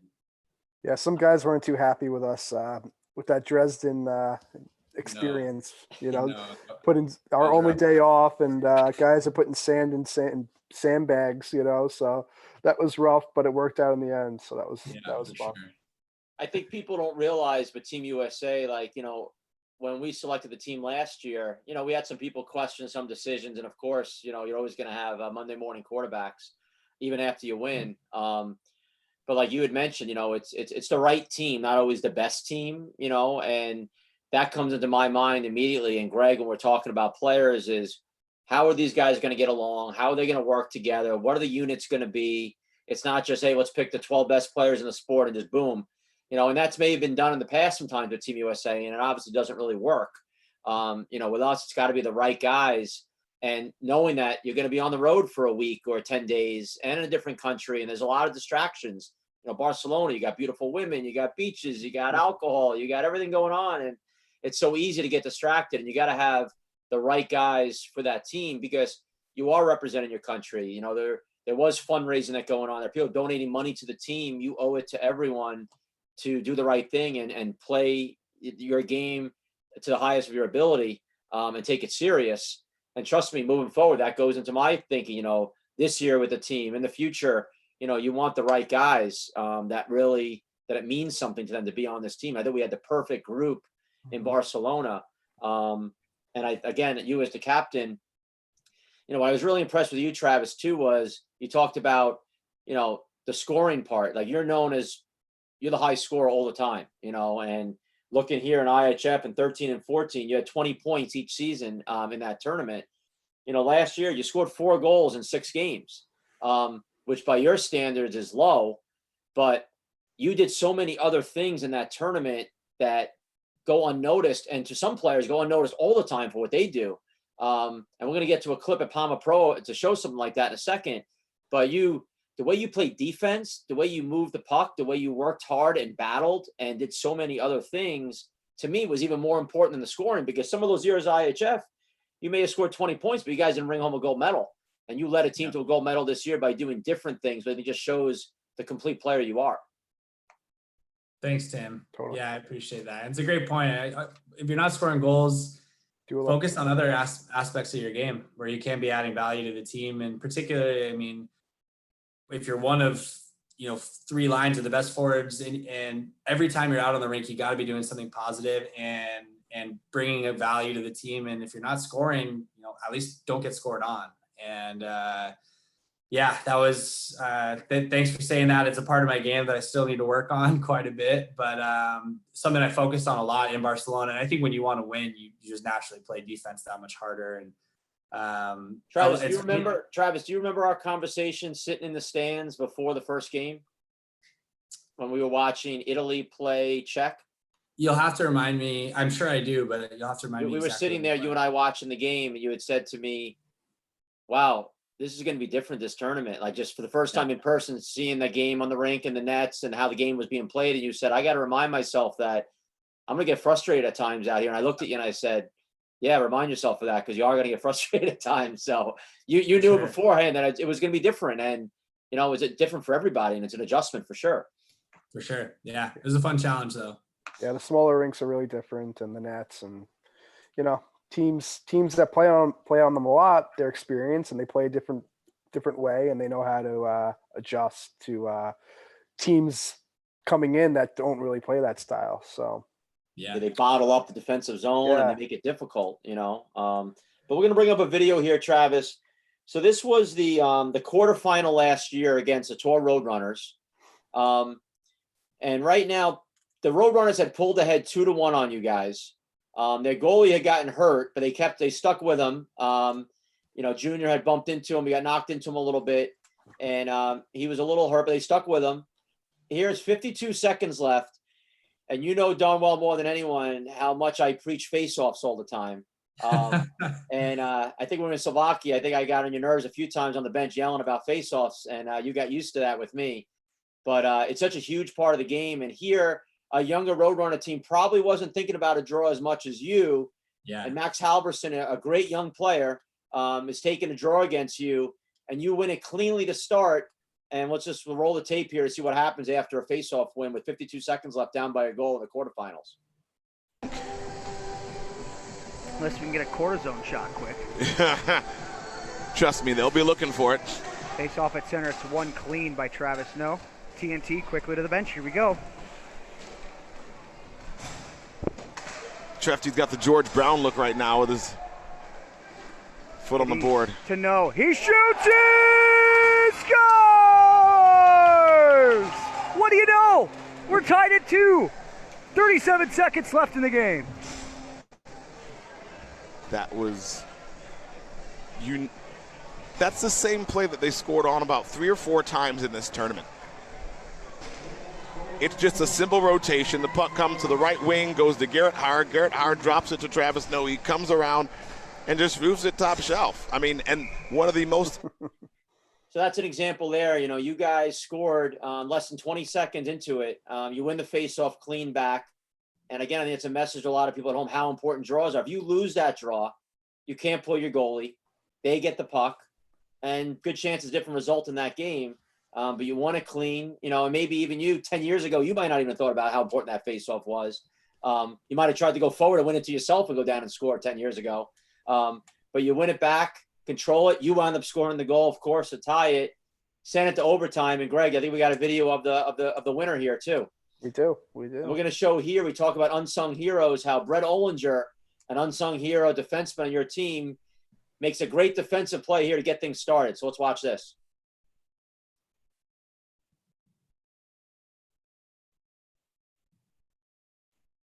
Gets to it and gets to DiMartino. The teams that have advanced are loving this. The more overtime there is, the better off they are, right? Especially the old guys that are waiting around for the semifinal games. The winner of this will face the winner here of Rink Rat and Mudcats. Oh, man. No pun intended. Rink Rat and Mudcats up next. They'll face the winner of this game. Jackson. Jackson cuts to the left. Great D by Ollinger. He's hard to beat. Now he loses footing. It's poked up ahead. 3-2 possibly. This is scary right now. Oleski to Travis Snow. No to the outside. Tries a backhand, but he whiffed on it. Cadiz gets to the loose puck. Got men open in front. Gets around one. Oh, fires God. it to No. No, fakes the shot. No, he takes it. Score! Johnson on Golden his back there. Knights! Yep. Palma! Saw that, George? Yep. The hat trick wins the game for Palma. Already down, could not move. Couldn't get across in time. And, you know, and couldn't move. No. Now, Travis, as a coach and a student of the game, there's so many things I love about that reel. It starts with the great D by Ole, who as you know, he's one of those guys, when you play with him, you realize how special he is as a defenseman. He headmans it to Oleksy, who gets it up to you, headmans the puck right away without a thought. But what I love about the goal on your end is you make a play, you get stopped, and you roll around the net afterwards. And most guys easily would roll around and are out of the play. You came back into the play high, way high slot. Junior found you coming in late, and that's what goal scorers do. They know where to go to score, and you stayed with the play, got in there, got the puck back, and then scored on the second one, where I'm going to bet 90% of guys, even in the Palm Pro division, after they miss that first one, are not putting themselves back in a position to score right away again. And just a testament to what a smart player you are, and just what a great player Junior is playing with you to find you there in that position. Yeah, thanks. And that's a big credit to Junior, because I'm pretty much always looking to get open. If he's got the puck, he finds a way to get it to me pretty often. And I love that you added, thank you guys for adding Ole into that reel, because it's really easy to just see, let's just see the rush, or let's just see Junior make a great pass. But you guys both understand, and for any of the young kids, that whole play always starts with winning the battle. And, a turnover and roller is everything as far as puck possession. And that guy kind of forces a one-on-one, and Ole completely defends him, wins the battle, turns it up, and now all of a sudden you go the other way. Those little battles don't show up on the score sheets very often, but for me, I value those more than any great goal. And then obviously an awesome pass from Junior. He's not a bad line mate, huh? So pretty great play from him too. So that was a cool reel though. Thanks for sharing that. That was a great game. I think people forget, and Greg and I talk about it, now that Greg's gotten older and he's not the offensive player maybe he once was, but he's still a great defensive player. We talk all the time about how a lot of guys, forwards in our game, just aren't great defensively. And it puts guys like a Greg or an Ole in positions all the time where they have to make those kind of plays. And, no offense, but they make the forwards look good a lot of times because they're making these plays all the time and getting us the puck up the ice. And Ole's one of the best at that. And, that's the kind of thing doesn't go on a score sheet. If you ask the average fan who doesn't really know the game, a kid, to name the top 100 players in the pro division, they may not name Brett Ollinger. But if you ask Joe Cook, myself, Rob Chernovich, Jason Muro, Matt Koleski, Dan Maxwell, Vio, any of the coaches, I'm sure every one of us would have him in the top group. He just makes so many smart plays, as does a Greg Thompson or a PJ Cavalla, who we talked about earlier. Rob Alexander, one of your old favorite teammates. There's so many guys out there that do the little things that are really the big things in the game. Yeah, if you can win battles, man, that's my favorite thing on any player, any line mate I'll ever have, is if you can win battles, you earn your spot on a team. And guys like Ole and Cavalla, those guys, they take pride in winning battles in the corners, and it's not about scoring goals. And it's awesome to see those guys get some credit, because that's how you win games. That's how you win tournaments. Totally. Now, Travis, before Team USA, before the Palma Pro Division, you played in college in the NCRHA. You played for UC Santa Barbara. I believe your dad was your coach there. You played 2 years, 2011, 2010 season, 2010-11 and 2011-12. Didn't win a championship there. Obviously, it's a tough thing, to win that. But pretty impressive. In 60 games played in that college league, Travis scored 124 goals with 108 assists for 232 points, a 3.86 per game average in points, which is just mind-boggling. I think Greg said when he played, they had a mercy rule. In fact, I guess they got rid of that later on. But those numbers have got to be, if not the top ever, definitely up there, even in just 2 seasons in college roller hockey. Yeah, thanks. We didn't win nationals, but we won regionals, the West Coast regionals, both that junior and senior year, which is actually a pretty competitive division. So we had UNLV, ASU, Cal Poly, Long Beach State, which had a lot of good roller hockey. So it was a blast. It was as much fun as I can remember outside of things like Worlds. Just super competitive hockey. And I lived in a house with our entire team. We lived in a house, 11 guys that all played hockey. And there's actually a rink on campus at UC Santa Barbara, which was the reason why I wanted to go there, like a full-fledged roller hockey facility, which is incredible. And so we would just skate to the rink and play 5-6 times a week. And that's sort of, again, where I fell in love with the game and also, made the world's team that at the end of that time. So the end of my senior year, because I was playing hockey 6 times a week, and that kind of is what started it all. So again, for any of the young guys, just play a lot. And that's how that's where a lot of it develops. But that time in college, some of the best times of my life, still some of my best friends, my current roommate who's here in the other room was on that team. So Awesome. that was 10 years ago. So it was really cool to see that, like, the NCRHA did a fantastic job, and that it's got competitive. I know Lindenwood, Tom's, when you were playing, was, no one could touch Lindenwood, but now all of a sudden you got some of these other schools that are super competitive and making runs at it. And UCSB's still got a strong program, and some of the younger guys, it's fun. We'll go back for the alumni game and go play against them and see what they've been up to. So it's a really cool deal. So for anybody that wants to play college roller hockey, it's a blast. I highly encourage it. How was it having your father on the bench? Was that pretty cool? Yeah, it's really cool. It's funny because he didn't grow up with a hockey background, but a sports background. But he's just a great leader, and he has a really, really good understanding of the game. Like, he nerds out on roller hockey more than any of us. Like, he'll know every player. He'll go to Palma Pro, and he can tell you every player on every team. He's really into it, and he loved it. He would drive up for every practice, so like 1.5, 2-hour drive. Wow. And after a long day's work in the office, he wouldn't miss it. And just I've been so fortunate. He's been so involved, my whole life in all my sports and stuff. He just loves it. So it was really, really special to have him on the bench. And it's funny because actually, I don't know if you guys knew this, you listed off all those stats. I actually played defense in college. Wow. Okay. And that was different, but that was sort of my dad's idea, was put me back on D, so that way I could play longer shifts Play the whole game and control the game a little bit more. And and it made our team, I thought, a lot stronger. So that was a great call that he made. But shout out to Coach Jack and Lindy, two of our favorite Team USA fans, traveling with us when we were away last year in Barcelona and Slovakia. Two great people. So great, that last picture there. So 1 year, Travis, you played in the French Elite League with the Paris 13 team. We talked about your room with PJ Cavalla when you were out there. In 18 games played, you had 78 points. And from what I understand, you had a 9-goal game out there, a triple hat trick. So just speak for a second just about the experience living out in Paris and playing in that league in front of the fans there. Gosh, what a time that was. I look back on that and just think, wow, life was really simple then. I just woke up and played hockey every day. That's awesome. Now when you're working 10-hour days, but what an experience that was, getting to go over there and live in a city like Paris and just play hockey every day. That league is really competitive. Those guys take it really seriously. The French players love it and they work super hard, and that was a really good year.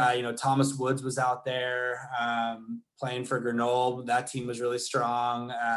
Siggy was with Rathel. And I remember getting out there and being really humbled by the experience, because at that point in time, it was 2014. We'd just come off winning Worlds. I was pretty, had a really big summer of tournaments, feeling pretty good about my game. And I remember like first 3 or 4 games, I might only had 1 or 2 goals. I was getting left off the score sheet, and I also liked playing physical, and they call every penalty. And so I was getting super frustrated and having, I felt like guys were hanging on me, but then I touch someone and get a call, and was really frustrated by it. And then as the season progressed, I changed my game a little bit. PJ Cavalla and I really got on the same page and figured each other out as line mates. And that game against Villeneuve, the 9-goal game, because again, like I said, I didn't score very much the first half. And then I kind of got in a groove where I had a couple hat trick games in a row. And then just one game in Villeneuve, I just the net looked like way bigger. Soccer net. I just seemed that everything I was shooting was going in, and kind of caught fire. And I think Woodsy and I had a really good scoring race going that whole year.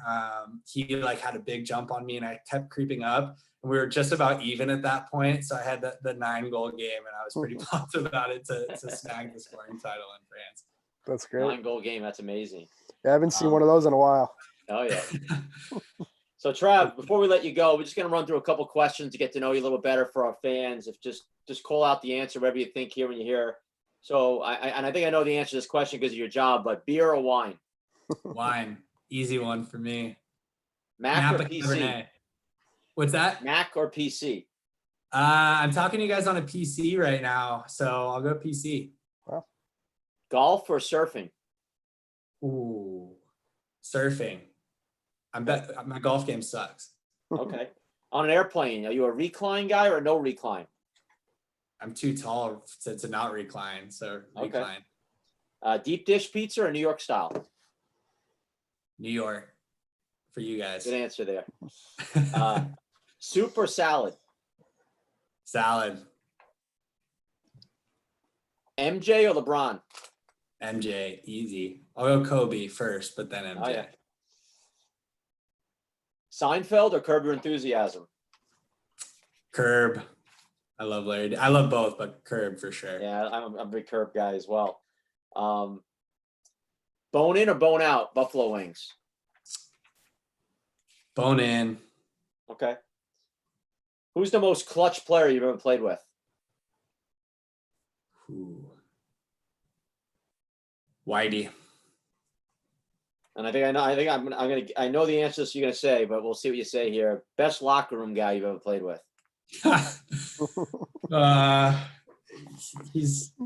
I swear I attribute a couple gold medals to him, and not because of anything he did on the rink. And I know he won't even feel bad about me saying that. Cody Kettler knows how to keep things light in the locker room. And make things fun. I'll throw Pat Cannoni in there too as a sniper, as one of the best locker room guys I've ever been around. But Cody Kettler knows how to make a trip pretty special. And I miss not being in the locker room with that guy. He's the man. Oh yeah, shout out to Cody Kettler. I don't know if he would have answered salad to that question, but definitely he would answer Chick-fil-A. Big shout out to Cody, great player from Missouri. All right, Travis. Well, it's been great having you. We appreciate you on this quarantine Thursday, taking the time from your job and whatnot to talk to us and let the fans get to know you a little bit better. Definitely, like we said at the beginning, one of the best players to ever play the game. Current captain, Team USA. A pleasure to be around on and off the ice, and we look forward to seeing you pretty soon. Hopefully, at Terrell Sportsplex this summer in the Palma Pro Division. Yeah, man, I'm hoping so. I'm just getting all this talking right now makes me miss it, you guys. So thanks for having me on. Always great to catch up with you guys. I know we could talk roller hockey for probably another 3 hours. So definitely. Appreciate it. Wish you guys well, and we'll talk to you soon. All right, thanks buddy. Take Good luck care. with everything. Tell your parents hello. Will do. Thanks, guys. Ladies and gentlemen, this is PJ Kavaya, the voice of State Wars Hockey, and you are watching the SWH podcast brought to you by Glass Half Full Productions. See you at the rink soon. We're back. State Wars Hockey Podcast. Glass Half Full Productions. GT, Travis Snow. I don't know what more you could say about him. Definitely one of the best players to ever lace him up. Great player, great leader, great guy. He does it all. Comes from a great family. One of the best out there, and phenomenal player. I mean, I've seen him grow up as a pro player, maturing over the years, and it's just really fun to watch, and it's really special. Yeah, I'm pretty proud on this podcast. You could talk about passing the torch. We had the original big, when you think of Captain Team USA, CJ Oder on a couple weeks ago. And then he had passed that torch on to my counterpart here, Greg Thompson, who was a captain for many, many years and an incredible leader himself. And then passing that torch down to Travis Snow, who himself has proven to be an incredible leader. And I was so impressed more than ever last year in Barcelona with how he handled himself and how he handled the players on the team and kept that unity together, which, as he talked about, in a place like Barcelona is not easy. But he did a great job with that. I see Wilfredo Leon, our buddy from down in Florida, saying hello to the boys. What's up, Wilfredo? Definitely like to get him on this podcast one day. He made a joke that if we get him on, he'll bring an interpreter with him. So we always bust chops with Wilfredo. He's hard to understand at times, but definitely a passionate guy in the sport. So love to get him on here one day. And, downtown Georgie Brown was great to hear from. And we're going to bring in our final guest of the day, all the way from the United Kingdom, Rob Shelton. So let's bring him on here.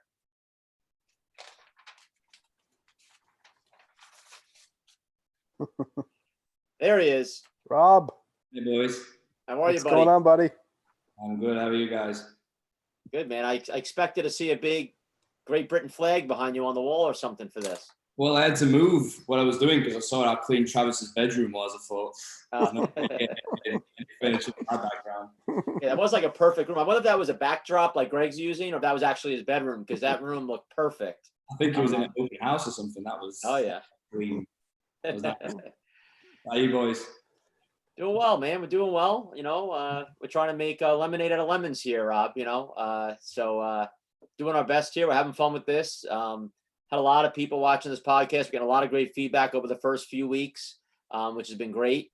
And I'm so excited to have our first international superstar on here with us, Rob Shelton. Other than Sir Paul McCartney, you're the next biggest person I want on this podcast from Great Britain. So I'm excited to have you here.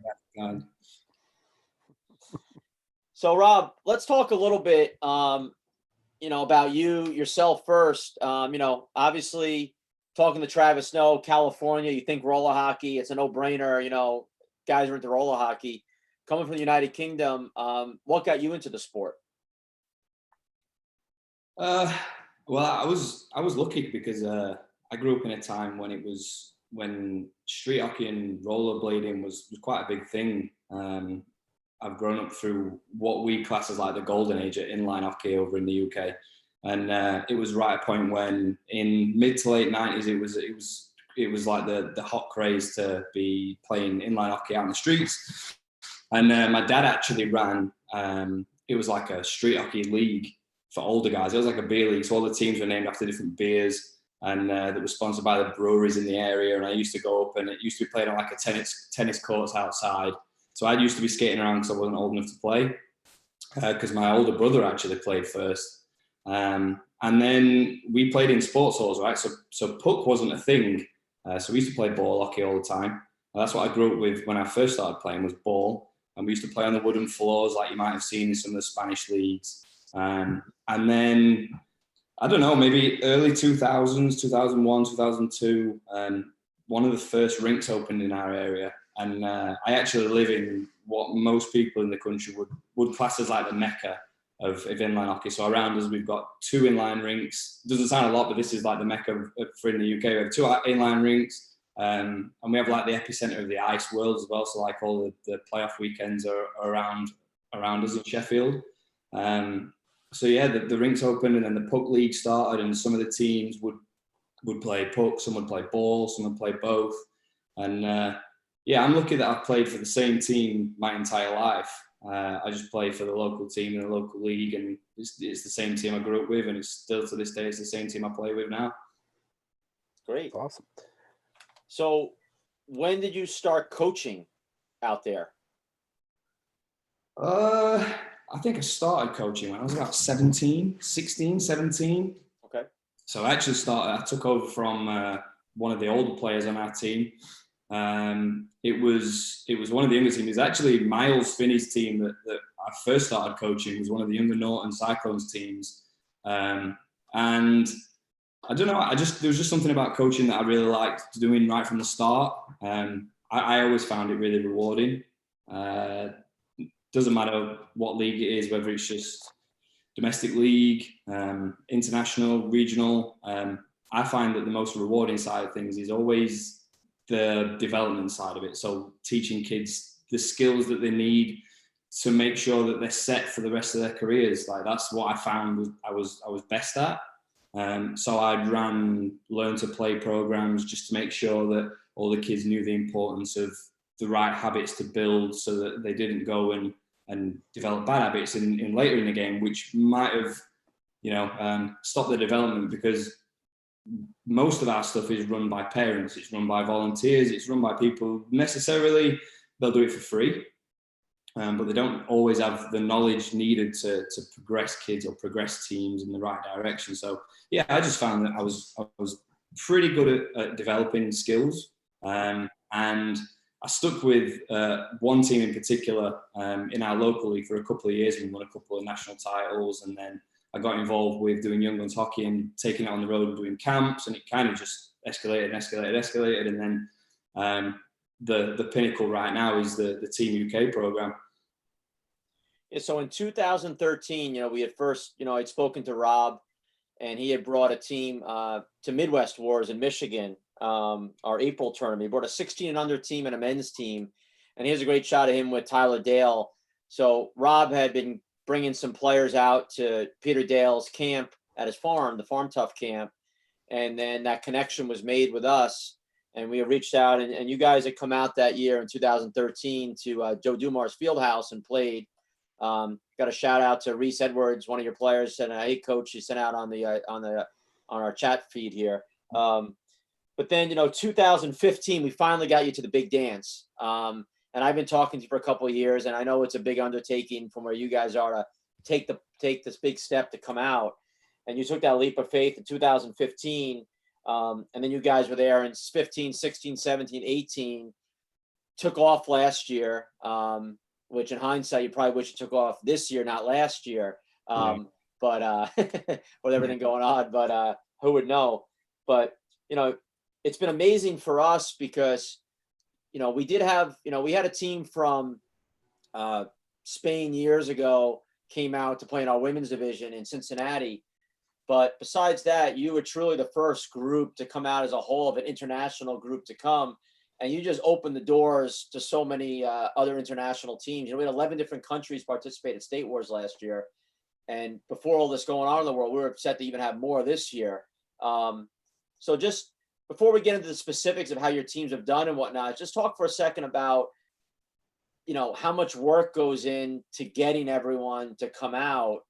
And then the second part of that is finally getting there. It's got to be nerve-wracking for you because all you're thinking is, I hope this tournament's great, because if not, everyone's going to be yelling at me. I made everyone spend all this money to go to the United States.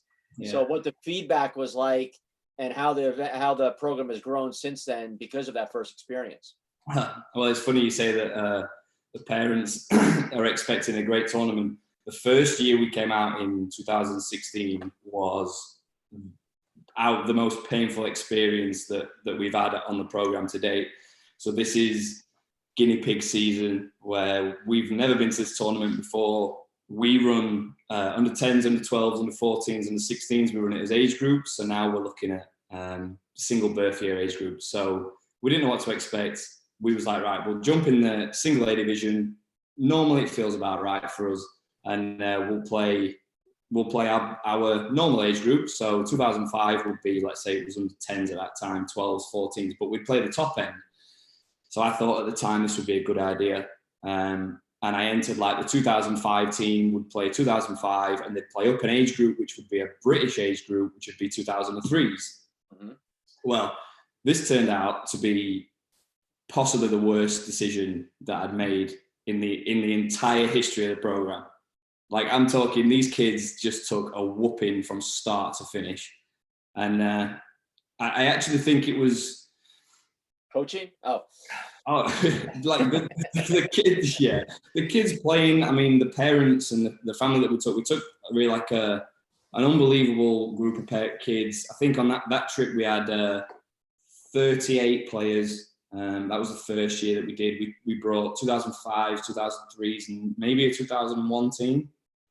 But like winning a game was almost impossible for these guys. And it got to the point where the parents and the families were, obviously they want to win.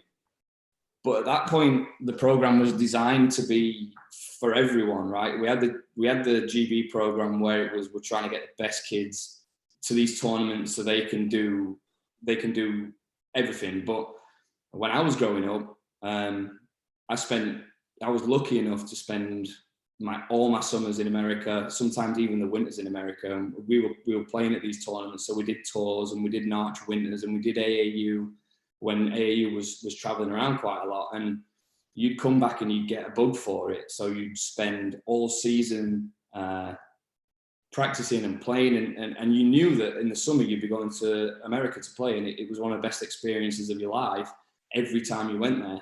So the whole thing for the Team UK program was designed so that everybody got that opportunity to experience basically what I experienced as a kid. And even though we went to State Wars in 2016 and just got licked from start to finish, apart from the 2005 team, which still to this day is probably my most memorable moment when they won a bronze medal that Greg just showed there. That we got a cool video of these guys as winning that game, and that was the first medal we won, first year, and it was that was a special moment. I enjoy that one. I've got the picture on my wall. That's Zach Daly with you in that picture? Yeah, that's Zach Daly. Yeah, he's a great kid. He's a great kid, comes from a great family as well. So he's been with me for a couple of years, and that team won twice the bronze medal. Rob, you guys in 2016 and 2018, the 05s took home the bronze in the A division, which is pretty impressive. Yeah, I mean, a couple of those kids on that 2005 team in 2018 are still the same kids that were with me in 2016. They were with me in 2017, and I guess the program over here, it speaks for itself. Like when I come back, I'll go to like national events and league events, and I'll tell people about what's going on and what we're doing. But you know, the best thing about it is actually when we hold tryouts and stuff, and we talk to the parents, and we get all the parents together to kind of tell them about what we're about to do. Most of the time, other parents from the kids that have already been to the trip will stand up and they'll tell their own stories. And it kind of just developed this like family basis where everybody got on with each other, everyone would hang out with each other, and we'd create like this really community vibe. And it made life really easy for me because everybody that was there kind of, they bought into what we did, because I brought in arguably like the best coaches in the country right now. The guys that have been there and done it on this stage from a UK standpoint anyway, like the resume of the coaches that we had, it didn't get any higher. So all the kids, they idolized the coaches, and the parents just believed everything we said, and they buy into it, and they just repeat it. And it just made it a really nice environment to be around. And there's nothing I enjoy more nowadays. I actually enjoy this program more than playing. Yeah, it's amazing because, you know, on our end, you know, the litmus test for us about State Wars, about how good the event is or not, is when you talk to people like yourself, because, you know, it's like everything else. A team that wins, they'll always come away and say, oh, the tournament was great, or the referees were amazing, or, you know, it's always about the winning team always comes away really happy. But as you know, when you have a 300+ team tournament, majority of the teams are going to come away as the losers of the tournament. And, you know, we live in a world, as we started today, talking about how everyone wants to win all the time. And unfortunately, a lot of people base their experience on that last game, if they won it and won the gold medal, which most won't. So when your team that first year, when you guys come and get your butts whipped pretty good, and then more teams come back the next time, it's a pretty good testament to us say, you know what, let's do a pretty good job, have something special here with State Wars. When a team that's going 0-4 and getting mercied a couple times is coming back, that says something about the tournament. And that's what we're most proud of. Because again, not everyone's going to win, but just the overall experience of a State Wars event. And I think you're right with what you said is, you know, we talk all the time about the sport of roller hockey. It truly is a tournament sport, you know, and of course, you know, house leagues are very important to the growth, and we need rinks to be successful. But without that carrot of a player to reach and one day want to play on a tournament team and go to a Narch or a Tours or an AAU or a State Wars, it's hard to see that player sticking with it. I'm sure Greg would say if it wasn't for tournaments, he wouldn't be playing today when he started as a kid. I know myself. I started playing in tournaments in the early 90s, and that kept me going. And I'm sure yourself and others, if it wasn't for that aspect of it, you would have moved on to another sport. It just can't be, you know, Wednesday night at 6 o'clock, Team Red versus Blue being the highest level of your play to keep you really that interested, unfortunately. So it is tournaments. And, you know, we've tried to raise the bar with State Wars, and hopefully you've seen that through the eyes of a coach and someone who's got the ear to the ground of your parents and players and co-coaches about the experience.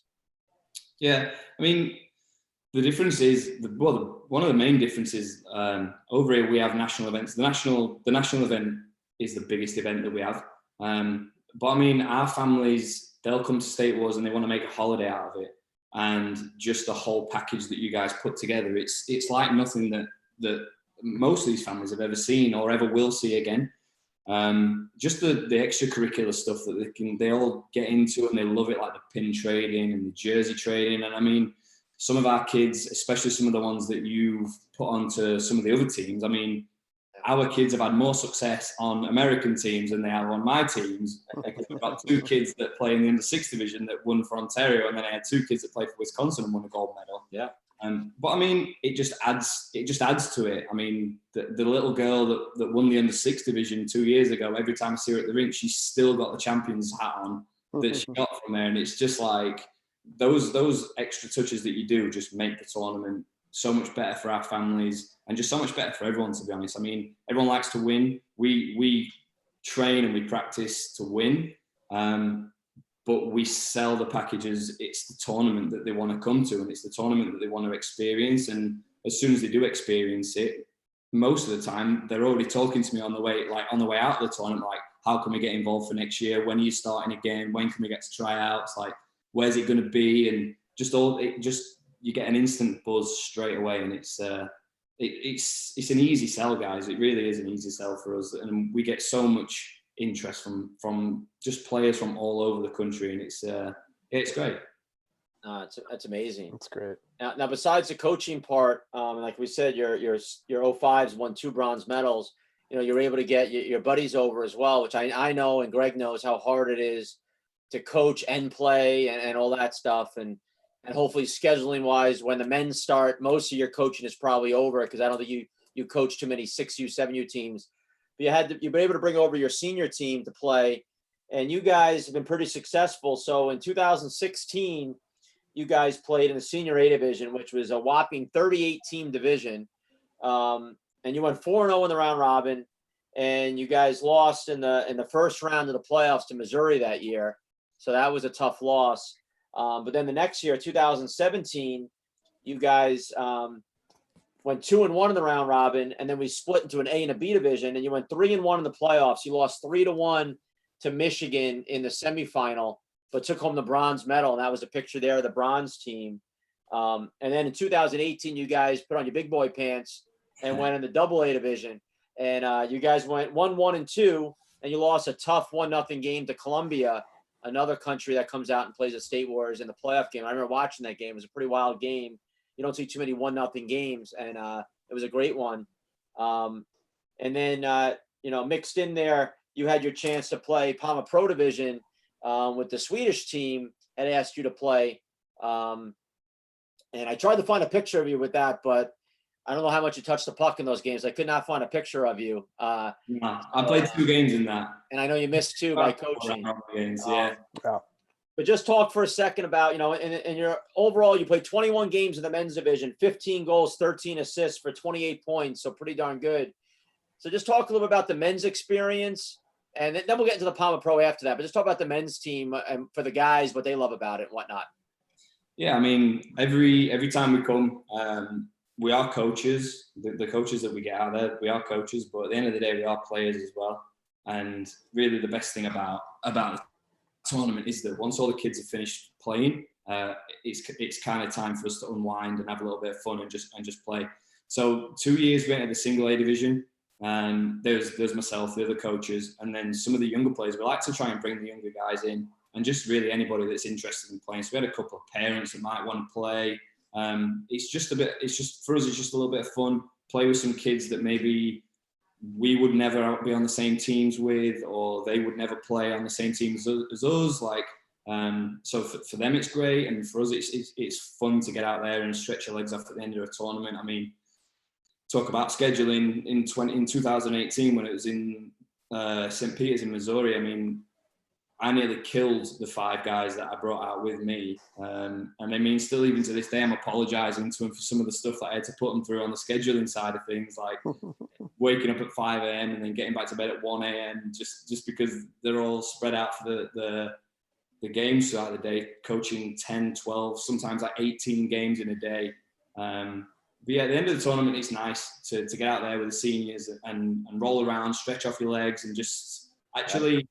Some of the kids won't have gone home, so then you get to put on a bit of a display that actually you practice what you preach, because a lot of the kids will respect you because you practice what you preach, and all this stuff that you're telling them in training, for 9 months. You're drilling it into them, win face-offs. We have to make sure we've got special teams. You have to know your roles on the rink.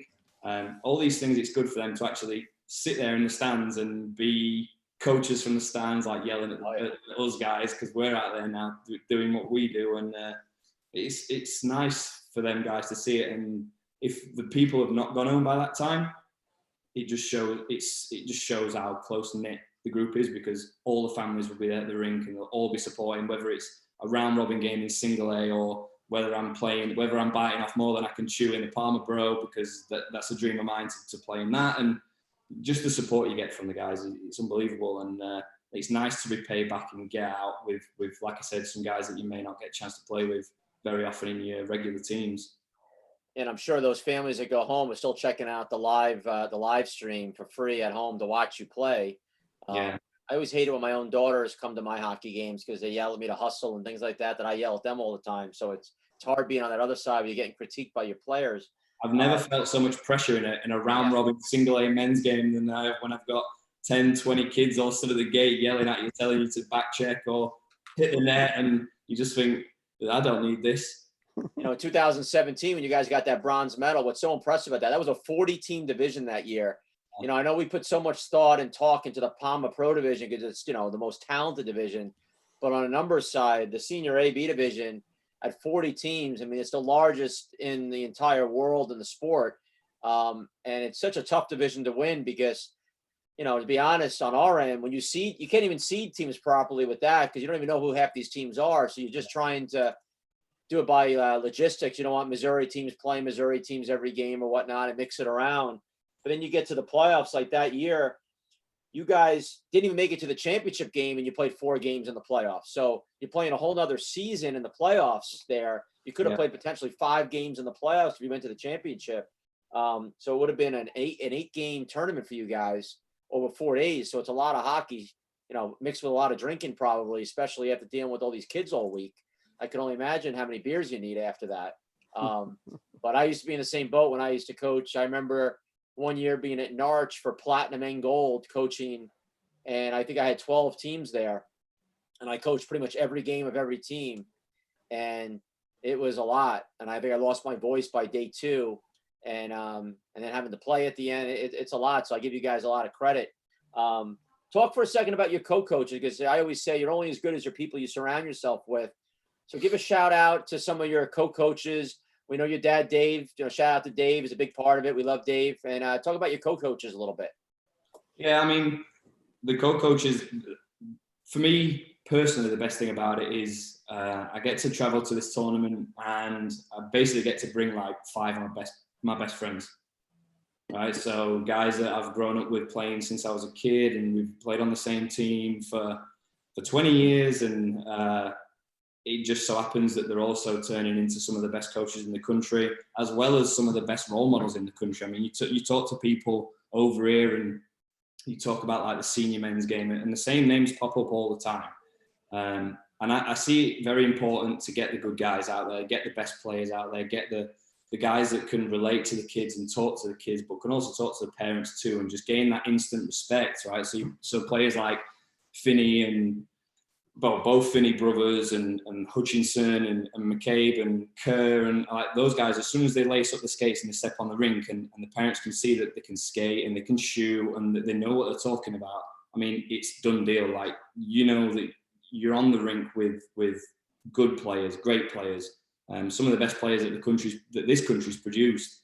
And they always go above and beyond for people on this tournament. Like, I get them out there to coach and like they just naturally just go above and beyond everything that I ask them to do. They'll be at the rink at 11:30 at night coaching a junior game against tall road runners, and they'll be keeping spirits high when these guys are like really nervous because they're about to go out and basically play a pro team at 11:30 p.m. and they'll be back up at 5 a.m. and they'll be pumping up like the 2008 kids.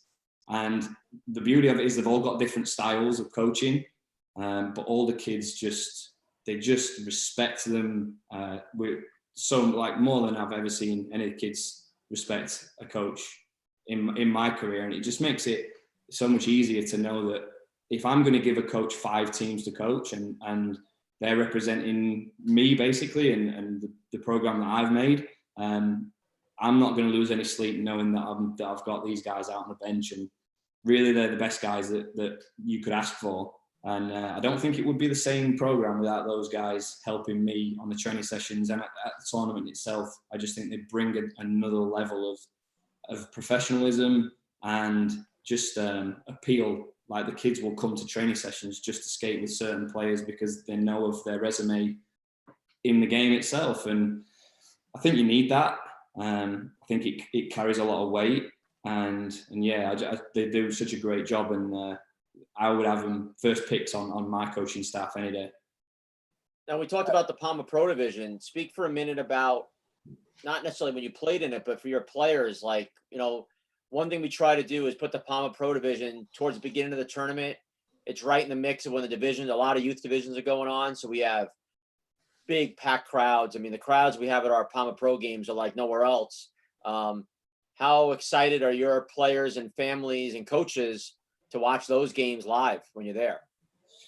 It's a massive part. I mean, the live stream, maybe we could talk about that one as well, but like the live stream goes a long way for our program because our kids are traveling 3,000 miles or whatever it is to these tournaments. And even when they leave the tournament or they're talking to family members, the family members are watching these games. And we always sell the Palma Pro as one of our biggest elements of it, the biggest aspect, because these kids can't just go to the local rink and watch these players. Like, for us guys as coaches, it's both a blessing and a curse, because these kids turn up to our sessions and they think, oh yeah, Rob and Nathan, Tom and Jamie, those guys are good. They're good. Yeah. They're good players. And I'm like, yeah, just wait a couple of months. Just wait a couple of months, and then I'll ask you again. So as soon as we get there, like, we have a big group meeting and we'll say, look, these are, at the minute, these are your current top teams. If you can get a chance to go and catch a game, go catch a game.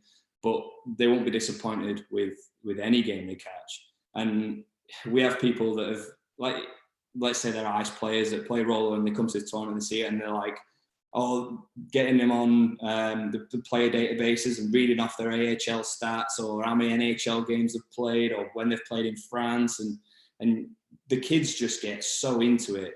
And they're always coming and talking to me about certain players, and they're all like, oh, who do you want to watch? Or who should I watch? And I'll give them little pointers, and they'll come back to me and they'll talk to me about it. And it's just, it's good to see them see that different level, right? Because our senior league is good over here, but like, it's another world for those kids out there. And you can just see them walk into rinks and they're just like eyes popping out of their heads. And yeah, the Palma Pro is one of our biggest selling points for these kids, because they just love watching the games. And the best one we had actually was in Fort Wayne in 2016 when you guys did the stick boy assistant coach kind of thing. Yeah. And we had a couple of our kids. We had one kid, he broke his arm before he came out of the trip, and he jumped in on the airport, right? With cats. Did he break his arm in the airport on the way there, right? In the airport, yeah. He was skating around the airport and he broke his arm on his way to the tournament, and you guys put him on the Mudcats bench. Yep.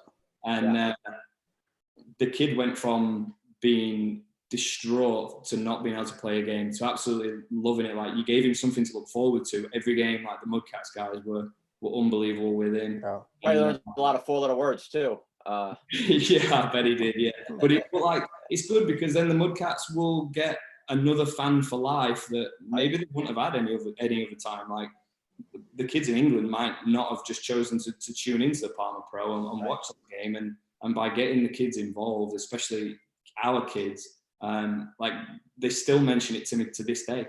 And like, the T-shirts that they're giving out, they've still got the T-shirts, and the parents will say, "Oh, do you remember when this happened?" And they're on the bench and they're in with some of these guys. And yeah, that was a particular memorable moment for that kid, and for me as well, just to get him involved. So yeah, you guys do a really good job with that division, and it's definitely the best that I've ever seen. Yeah, I mean, you've been to World Championships, we'll get into in a second here, many times, and I mean that you can make an argument that talent for talent, the depth of it is even stronger than the World Championships. The World Championships, you get those top 4 teams maybe that are at that level or higher, but overall, soup to nuts, it's a tougher tournament to win overall. Yeah.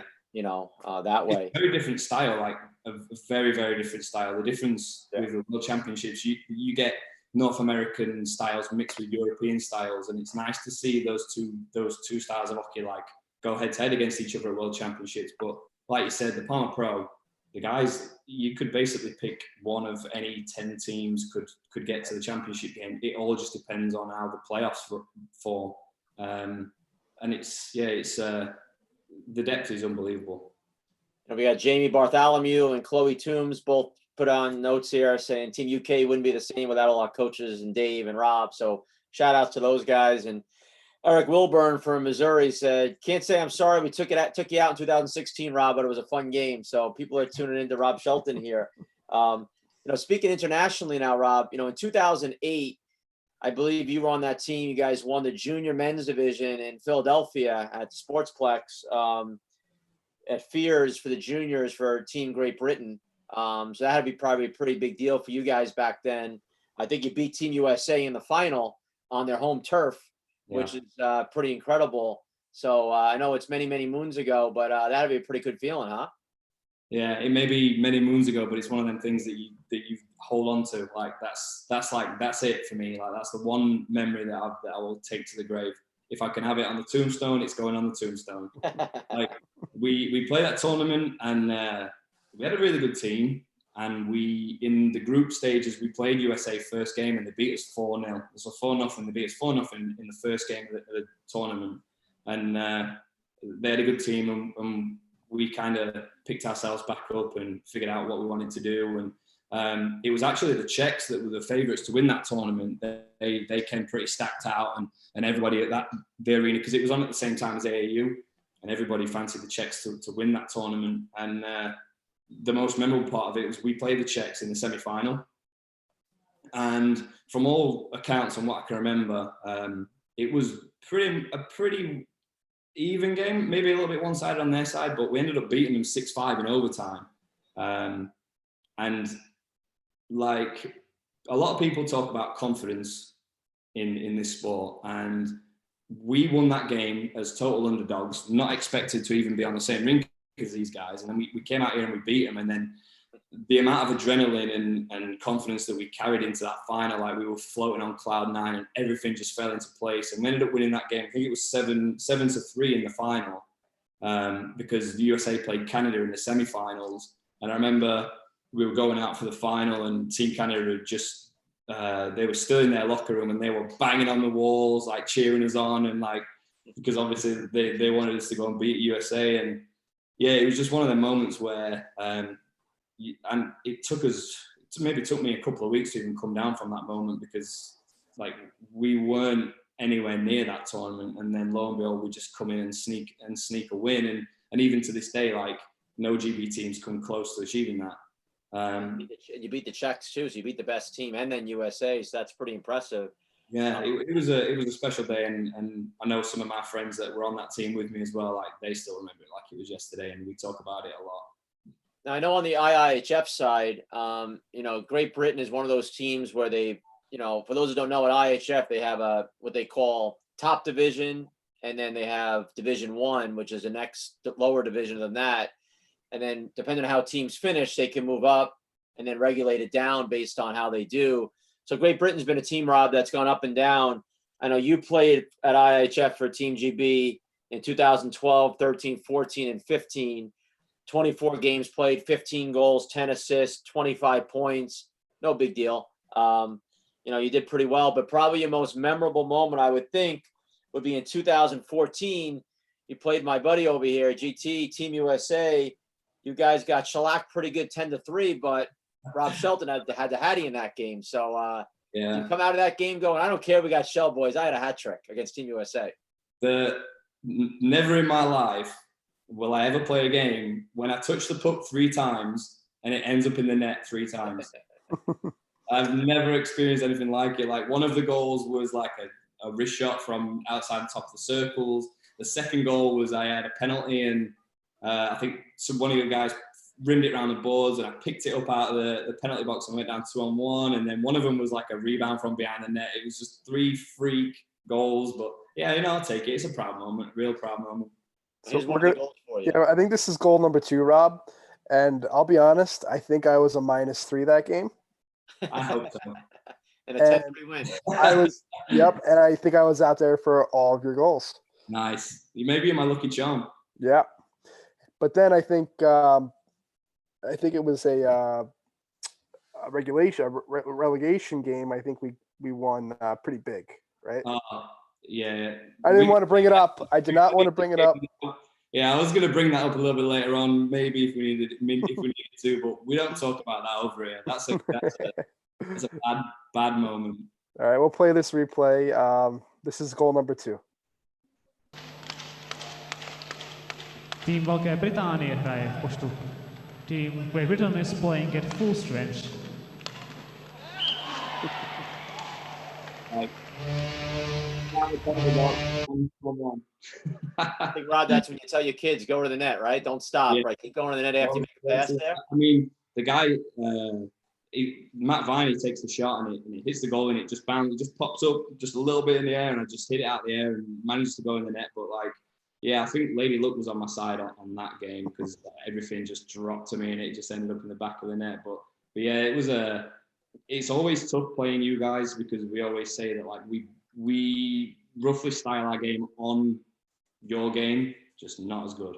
So it's always a tough one to battle out. Well, Great Britain, you guys had won 4 different times Division 1 at IHF.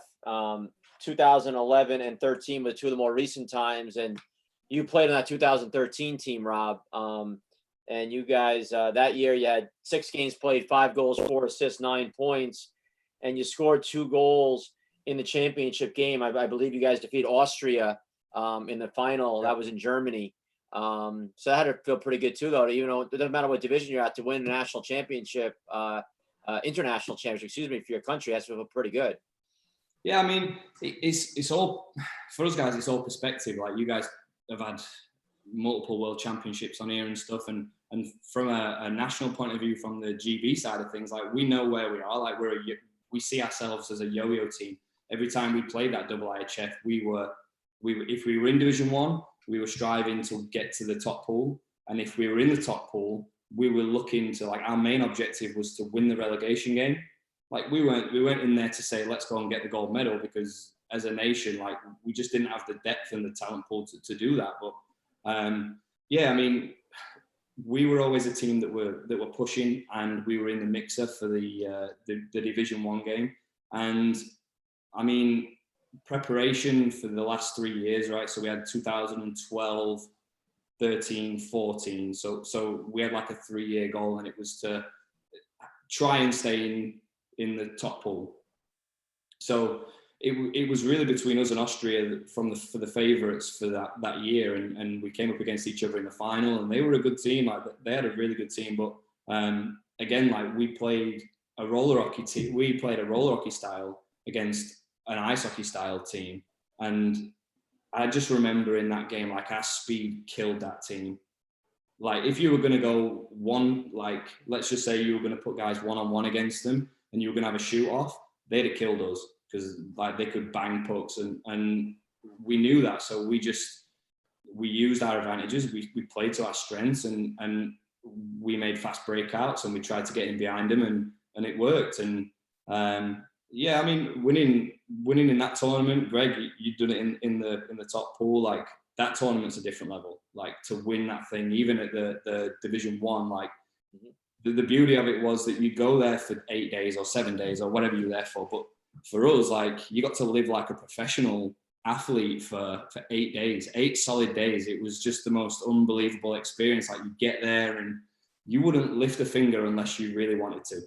Right. Like your equipment was washed and ready for you. Like you knew when your practice was, your day schedule was laid out for you. The whole thing when it came to preparations was just perfect.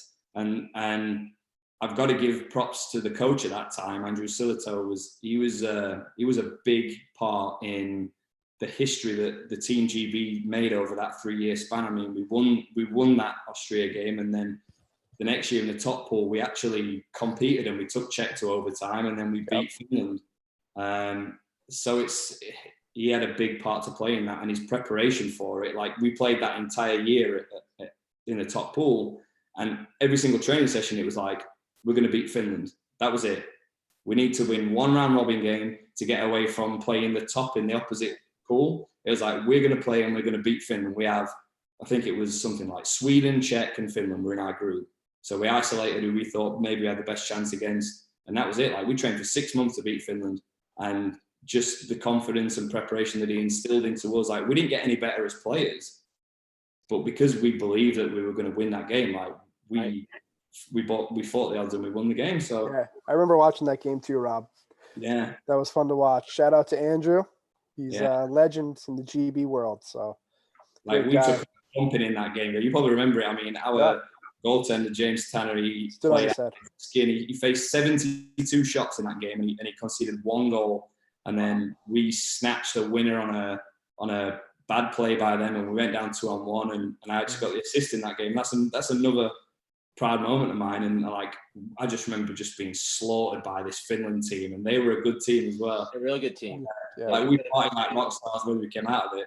Yep. We beat Finland in the finals in 2017, and it was a tough game. They're a good team. So Rob, away from hockey here, we're gonna ask here. I just got a little comment here. I was actually at my mom's house going through some old stuff, and I came across an old GB jersey, and it did say Shelton on the back.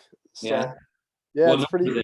I'd have to look. I'd have to look. So I don't know if we traded back in the day or what, but it's pretty funny. I had a chuckle. So I'll have to check to see if it was yours. Okay. So Rob, we're gonna ask you some questions here. Just getting to know you a little bit away from hockey or whatnot. Just throw out an answer. First thing that comes to mind here. So, beer or wine? Beer. I don't think I'm grown up enough to appreciate wine yet. Yeah, I'm with you on that.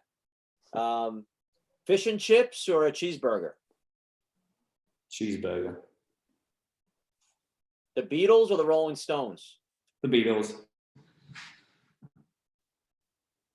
Do you recline or no recline on a plane? Long haul, recline.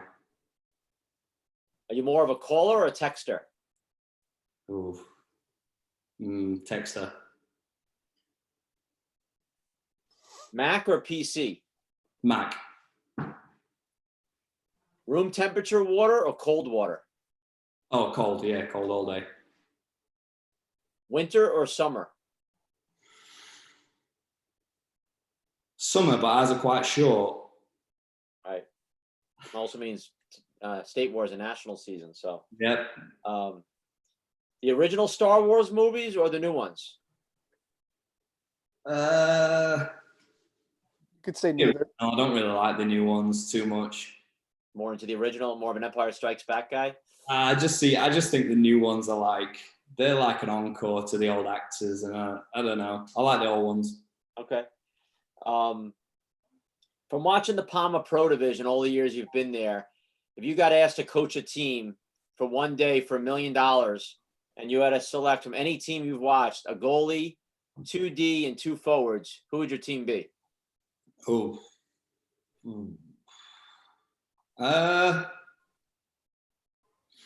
That's a tough question. Just 4 guys.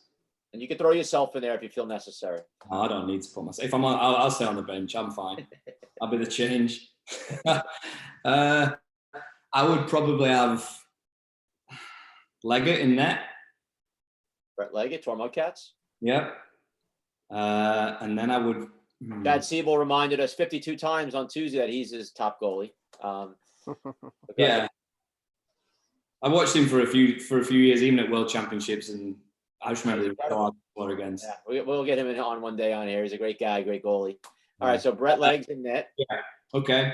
I mean, we're talking about like prime players, right? Yeah, everyone in their prime. Yeah. I mean, you know, Palma Pro has been going on for 4 years, so really 5 years. So it's really everyone's still in their prime right now in the Palma Pro. So because like I would have CJ Odo on any of my teams in his prime. Right, but talking about the Palma Pro. Well, you can throw him in there, obviously. Yeah, but let's stick to Palma Pro, right? So I'd probably have put PJ on defense. Kavaya, okay, PJ Kavaya, Mission Snipers. Yeah. It's a tough one, right? I would definitely have Matt White in the lineup, no doubt. Okay, Matt White going forward. Yeah, probably with Travis, because I mean you're just going to score 1,000 goals a game with those 2 up front. Can't go wrong with Whitey and Tino together. Okay. You don't really need a D if you're going to score 10 goals a game. Yeah, you might only need 3 guys with that team so far. But all right, you got one more D spot here. So you got PJ Cavalla, maybe PJ DiMartino, the other PJ possibly. I know you're a big Black Ice fan. Yeah. I like D. But is he a D guy? Yeah. He plays everywhere, right? Yeah, I like him. He's a good player. He's fun to watch as well. So we'll put him in. That's 3 pretty big. His brother, his younger brother Joey D is a defenseman too. You can't go wrong with either DiMartino. No, you can't. To be honest, yeah, I've seen him light a few of our teams up a couple of times. So one time playing the wrong way around, he swapped his sticks halfway through a game and still scored 2 or 3 goals. That might have become one of my questions: PJ or Joey D. That might be a question in the future, Greg. Tough one. So Rob, we really appreciate you being on here. How are things going in UK right now in general with everything going on in the world? I wonder how things going by you guys right now. Well, we're currently just seeing out another 3 weeks lockdown, and then it's going to be reviewed after that. But they've said that they think the virus has peaked, so they've just got to maintain it. Now, I don't know what the precautions are going to be after this, whether they're going to just slowly integrate everybody back into society or what, but who knows? Like, it could just pick up again. But hopefully they got on top of it, and hopefully worldwide they get on top of it, so we can open up the borders and play a little bit of hockey in the summer. Right. No, we're hoping that too. You guys are in the same boat as us. It's all everyone asks, what are you doing? What are you doing? And we're like, hey, obviously we're planning on playing. We want to play, but we're all in the holding pattern right now, like everybody. So we definitely hope to see you guys at the Taylor Sportsplex this summer at State Wars. We thank you again for all your dedication to the sport in your home country and bringing teams to State Wars. You've meant a lot to us, and say hello to your dad and the whole crew out there, and definitely look forward to seeing you soon. All right, boys. Thanks a lot for your time. I appreciate it. All right, buddy. We'll see you soon. All right, guys. I'll see you in the summer. Soon. Bye. Bye-bye. All right, that was Rob Shelton, Team Great Britain, Team United Kingdom, actually, at State Wars. Another great guy for the sport, Greg. Does so much, like he just wants these kids to live like he did growing up, getting the experiences to come over to the US and stuff.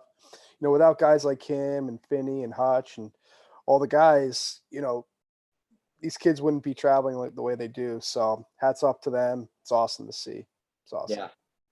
I think coaches have to realize what a difference they make in all these kids' lives. I mean, I still talk to, a lot of players over the years that I've coached that are now old men now and have kids of their own and whatnot. And it's just great staying in touch with guys. And you realize you get older, what a difference you've made and a special part of players' lives. And they remember all the stories we talked about with Chad the other day. Mm-hmm. You may not remember all the wins and losses, but you definitely remember, pulling the chair out on your buddy at McDonald's or, putting a little leaner on the door in the hotel room and dump some water in somebody's room, or all the fun stuff that goes on in the pools, the hotels and whatnot. You guys remember those stories, and that's what really makes it more special. Yeah, I remember an old Sniper story before I was on the team. I think someone was thrown in an elevator after a shower, something like that. Yeah, stuff like that. That's pretty. Yeah, I think we had a guy in his underwear, and we taped him to a chair, and we threw him in the elevator in Vegas, and we hit it was like a 20-something floor hotel. Yeah. Rio, and we hit all the numbers and threw him in. Stuff like that we probably couldn't do today, but yeah, right. I think one of the funniest stories we ever had was, remember one time we were in a hotel. I forgot where we were, and everyone on the team chipped in $10, and they told one of the guys on our team to go down to the front desk, and he was going to go down to the front desk naked and say that he needed towels. And so we all hid off to the side, and I was a young coach. I was only probably 23, and these guys were like 18. And God knows how the parents all put me in charge. But we all hid off to the side, and he came down and asked for towels, and we were just dying laughing on the side.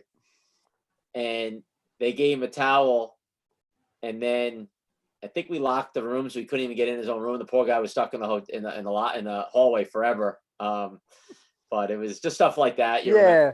Again, I have no idea how we did that tournament. I remember that story. Yeah, no, it's so funny. I remember I think we were in San Jose one year, and I forget who it was, who it was, but we tied their clothes together from their bag, all their clean clothes, dirty clothes, tied every single piece of clothing together and threw it out the window. And he came back to the hotel. I forget who it was. And he saw his clothes hanging from like the 5th floor all the way down to the ground. So that was pretty funny as well. Yeah, no, there's so many great ones. And yeah, thinking of Rob Shelton and his dad Dave, my favorite story of Team UK was, and just shows you the difference of cultures. My kids were in the office, and Dave, Mr. Shelton, had come in the office to ask to change a pair of pants out, like everyone does, different size. Yep. But he called them trousers, and instead of pants, he said, "Oh, I need to exchange these trousers." And we were looking at him like, "What the hell are you even talking about? Like, what?"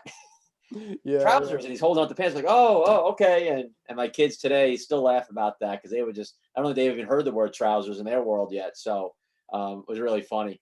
But yeah, I'm sure your little one did with Peppa Pig. Yeah. But we want to thank all our guests today. George, downtown Georgie Brown, for being with us. Just a great part of State Wars.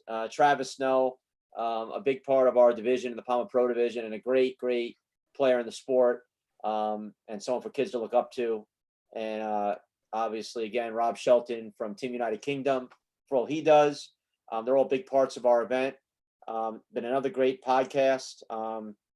We hope everyone has a great weekend, and we look forward to podcast next Tuesday. We'll make an announcement over the weekend who we're going to have with us next week. Every week it gets harder and harder to raise the bar because we have so many great guests so far. But we'll bring you a great one on Tuesday, I promise. Yeah, we'll put our heads together this week and then try to figure out who we want for Tuesday's episode. So that's going to be a tough one. I know we have some names and talked to some people already, but yeah, we'll put it all together and announce it once we finalize everything. All right, awesome. Ladies and gentlemen, this is PJ Cavalla, the voice of State Wars Hockey, and you are watching the SWH podcast brought to you by Glass Half Full Productions. Thank you to all of our amazing sponsors: Mission Bauer, Tour, Alkali, La Beta, Rink Rat, Conix, Warrior, Monkey Sports, Yord Watches, Car Shield, Rocket Puck, Wraparound, and Top Shelf Targets. We look forward to